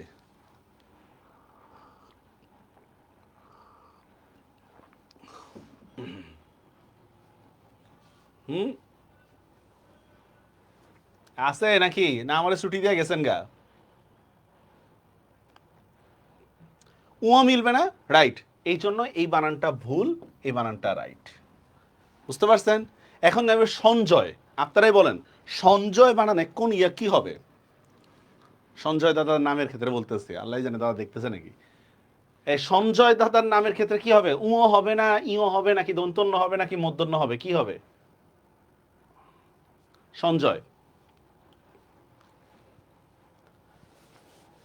এমন যদি হতাম আমি। এতদিন পরে বুঝছেন? আচ্ছা ঠিক আছে, গুড, ইও হবে, এই তো মারাত্মক ট্যালেন্ট পোলাবেন। তবে এই নিয়মটা সন্ধিবদ্ধ ক্ষেত্রে প্রযোজ্য না, এক্সেপশনাল আমাকে দেখাই দরকার নেই। সঞ্জয়ের মধ্যে তো ইও হবে, ইও, হ্যাঁ হ্যাঁ লেখছেন হৃদয় খান, এই দেখছেন বুঝলে সহজ সহজ। রেফের পরে ব্যঞ্জন মনে দিতে হবে না, লাগবে না। অদ্ভুত শব্দ ছাড়া বাকি সব ভূতের মধ্যে দীর্ঘকার হবে, যত ভূত আছে সব বানানের দীর্ঘকার, এ শুধু অদ্ভুত শব্দটা ছাড়া। অদ্ভুত শব্দ ছাড়া বাকি সব ভূতের মধ্যে দীর্ঘকার হবে, বাস শেষ। একটু মনে রাখেন অদ্ভুত শব্দটা ব্যতিক্রম, ঠিক আছে? অদ্ভুত শব্দটা ব্যতিক্রম। ব্যক্তিবাচকারী লাগবে না, এগুলো একটাও লাগবে না। হয়তো নয়তো 39 29 এই একটা প্যাচ আছে, এটা প্যাচ আছে, প্যাচ আছে, প্যাচ আছে একটা। কার্ডিনাল নাম্বার অর্ডিনাল নাম্বার পড়ছিলেন? কার্ডিনাল নাম্বার অর্ডিনাল নাম্বার, দেখেন কার্ডিনাল নাম্বার এই দেখেন ভালো করে বুঝে নেন, 19 29 39, ঠিক আছে? মনে করেন 19 বলতে আসলে আমরা কি বুঝি, 1 to 19, এই তো। 39 মানে কি 1 to 39, এই তো। এই যে শব্দগুলো আছে 19 29 39, এই বানানগুলোর মধ্যে আমাদের রস্যকার হবে, দেখছেন? 19 এটা রাজশাহী ইউনিভার্সিটিতে আসছিল। এই বানানগুলোর ক্ষেত্রে আমাদের কি হবে, রস্যকার হবে, মানে যেটা টোটালটা বুঝায়। মনে করেন আমার কাছে 10 টাকা আছে, 10 টাকার মানে কি 1 থেকে 10 পুরোটাই তো আছে নাকি, 1 থেকে 10।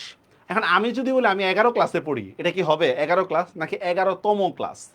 তো এই দেখেন 19 29 39 এই বানানগুলোর মধ্যে কি হবে, রস্যকার হবে। কিন্তু ঊনবিংশ, ঊনবিংশ মানে বুঝেন, উন শব্দের অর্থ যদি আমরা দীর্ঘকার দিয়ে লিখি, উন শব্দের অর্থ হচ্ছে কম। উন, উন শব্দের অর্থ হচ্ছে কি বললাম, কম, কম। তাহলে কম, তাহলে ঊনবিংশ মানে কি বলেন তো? 20 থেকে কম, মানে আমরা এটাকে বলতে পারি হচ্ছে 19th, মানে 19তম। 29 29 মানে বুঝেন 29তম, বুঝতে পারছেন বিষয়টা? 39 মানে কি? 39 হচ্ছে 39তম, বুঝে নেন। এই ওয়ার্ডগুলোর ক্ষেত্রে আমরা দীর্ঘকার দিব, বুঝতে পারছেন বিষয়টা? আবারও বলতেছি ভালো কথা, 19 29 39 যেটা আমার টোটালটাকে বুঝাবে, টোটাল, এই ক্ষেত্রে আমরা কি দিব? আমরা হ্রস্বকার দিব। কিন্তু ঊনবিংশ 29 39 মানে নির্দিষ্ট একটা ওয়ার্ড যেটাকে আমরা অর্ডিনাল নাম্বার বলি, এই ক্ষেত্রে আমাদের কি হবে? দীর্ঘকার হবে। বুঝতে পারছেন? বুঝতে পারছেন? নির্দিষ্ট যে সংখ্যাটা হবে ওই ক্ষেত্রে আমাদের দীর্ঘকার হবে, আর টোটাল যেটা হবে এই ক্ষেত্রে আমাদের হ্রস্বকার হবে। হ্যাঁ, নিয়ম তো অনেক, নিয়ম তো দেখাইলাম।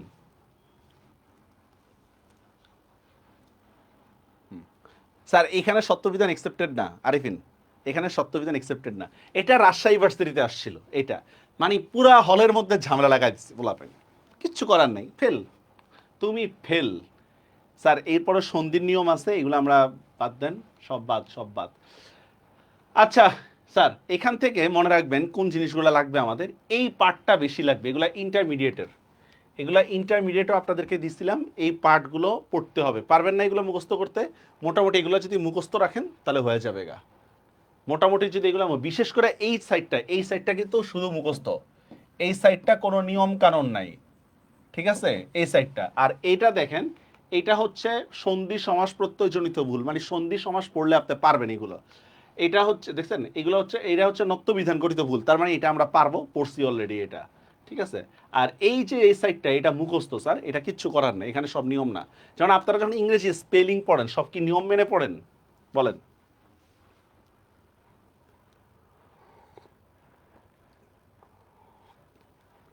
মোটামুটি এইগুলা পড়লে পরীক্ষায় কমন, কিন্তু সমস্যাটা হচ্ছে জানেন, পরীক্ষার হলে নার্ভাসনেসটা মারাত্মক। ক্লাস শেষের দিকে স্যার, আমাদের ক্লাস শেষের দিকে, দেখি কারো দুই একটা কোনো কোশ্চেন থাকলে বলেন, একটু সুখ দুঃখের আলাপ করি আপনাদের সাথে।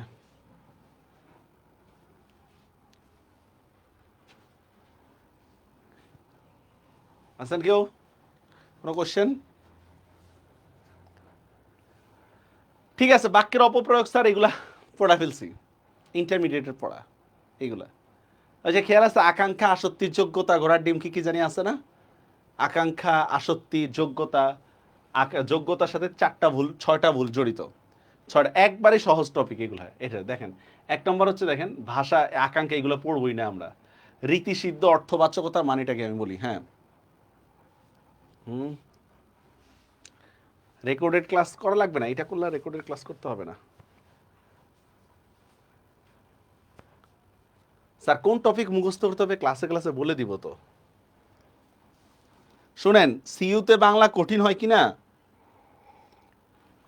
একটা উদাহরণ দিই, তাহলে বুঝতে সুবিধা হবে। আমার এক স্টুডেন্ট, এটা আমি ইয়ার মধ্যে বলছিলাম, লাইভ লঞ্চিং এর মধ্যে বলছিলাম আমি, ওর বাড়ি হচ্ছে ভোলা, ভোলা একটা নদী আছে তেঁতুলিয়া নদী। তো আমি অ্যাডমিশন টেস্টের কোশ্চেন আর অ্যাডমিশন টেস্টের পরীক্ষা নিচ্ছি, তো কোশ্চেন দিলাম তেঁতুলিয়া নদী কোথায়। তো বাকি পোলাপাইন তো আর জানে না তেঁতুলিয়া নদী কই, ওরা মনে করছে তেঁতুলিয়া থানা, ওই যে টেকনাফ থেকে তেঁতুলিয়া, অ্যান্সার শুরু করছে তেঁতুলিয়া, সব তেঁতুলিয়া। ও সবাইটা দেখা, পরীক্ষার হলে তো একটু দেখা দেখি করা যায় আর কি, 2 নম্বরই করা যায়। ও অ্যান্সার করছে তেঁতুলিয়া। এখন যখন আমি সলভ করে দিচ্ছি, নাই তোর বাড়ি না ভোলা, তুই এটা তেঁতুলিয়া দিলি। স্যার বিশ্বাস করেন, আমি এই নদীতে গোসলও করি, মানে এই তেঁতুলিয়া নদীতে ও গোসলও করে, বুঝছেন? কিন্তু সবাই যখন অলরেডি তেঁতুলিয়া, তারা হচ্ছে ওই যে পঞ্চগড় বুঝাইতেছে তেঁতুলিয়া নদী, মানে পঞ্চগড়েরটা, আমি চিন্তা করলাম তাহলে আমি মনে হয় ভুল, বুঝতে পারছেন?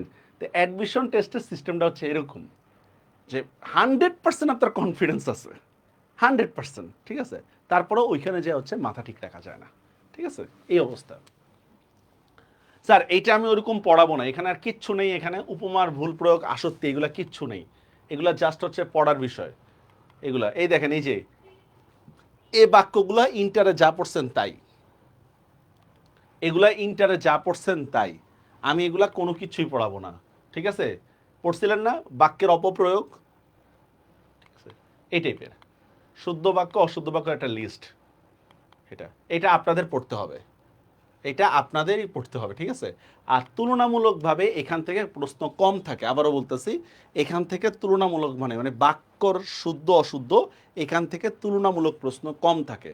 তাই বলে যে আমরা পড়াবো না তো বিষয়টা এমন না, আমাদেরকে তো পড়াইতে হবে, ঠিক না? নয়তো আবার খবর আছে আপনাদের। বুঝা গেছে বিষয়টা? হ্যাঁ, এগুলো অনেক সহজ।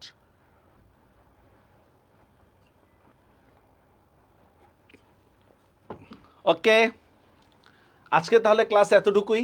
নেক্সট ক্লাসে আমরা নতুন কিছু নিয়ে আলোচনা করব। ক্লাস করছেন, ঘুম থেকে উঠছেন, অনেকে এখনো ঘুম থেকে উঠেন নাই। হ্যাঁ, আজকে আমার ছুটি, ঠিক বলছেন। আজকে এত তাড়াতাড়ি থ্যাংক ইউ চলে আসলো। আচ্ছা, এখন বই থেকে যে যার বই থেকে প্র্যাকটিস করেন, যে যার বই থেকে। কঠিন কিছুই আসবে না, খুব সহজ বিষয় আসবে, কিন্তু মনে রাখতে হবে, ঠিক আছে? মনে রাখতে হবে। বাংলার জন্য প্র্যাকটিস শিট দিব স্যার, কোয়েশ্চেন প্র্যাকটিস শিট মানে হচ্ছে স্যার কোয়েশ্চেন ব্যাংক, আর কিছুই না, ঠিক আছে? আর এগুলো পড়লে হবে, কারণ আমার স্লাইডগুলো এনাফ, আমার স্লাইডগুলো যা লেখি এনাফ, কিন্তু বাস্তবতা হচ্ছে পোলাপাইন পড়েই না, পোলাপাইন। ঠিক আছে, আজকে তাহলে এতটুকুই। সবাই ভালো থাকবেন, দেখা হবে নেক্সট ক্লাসে ইনশাল্লাহ। আল্লাহ হাফেজ।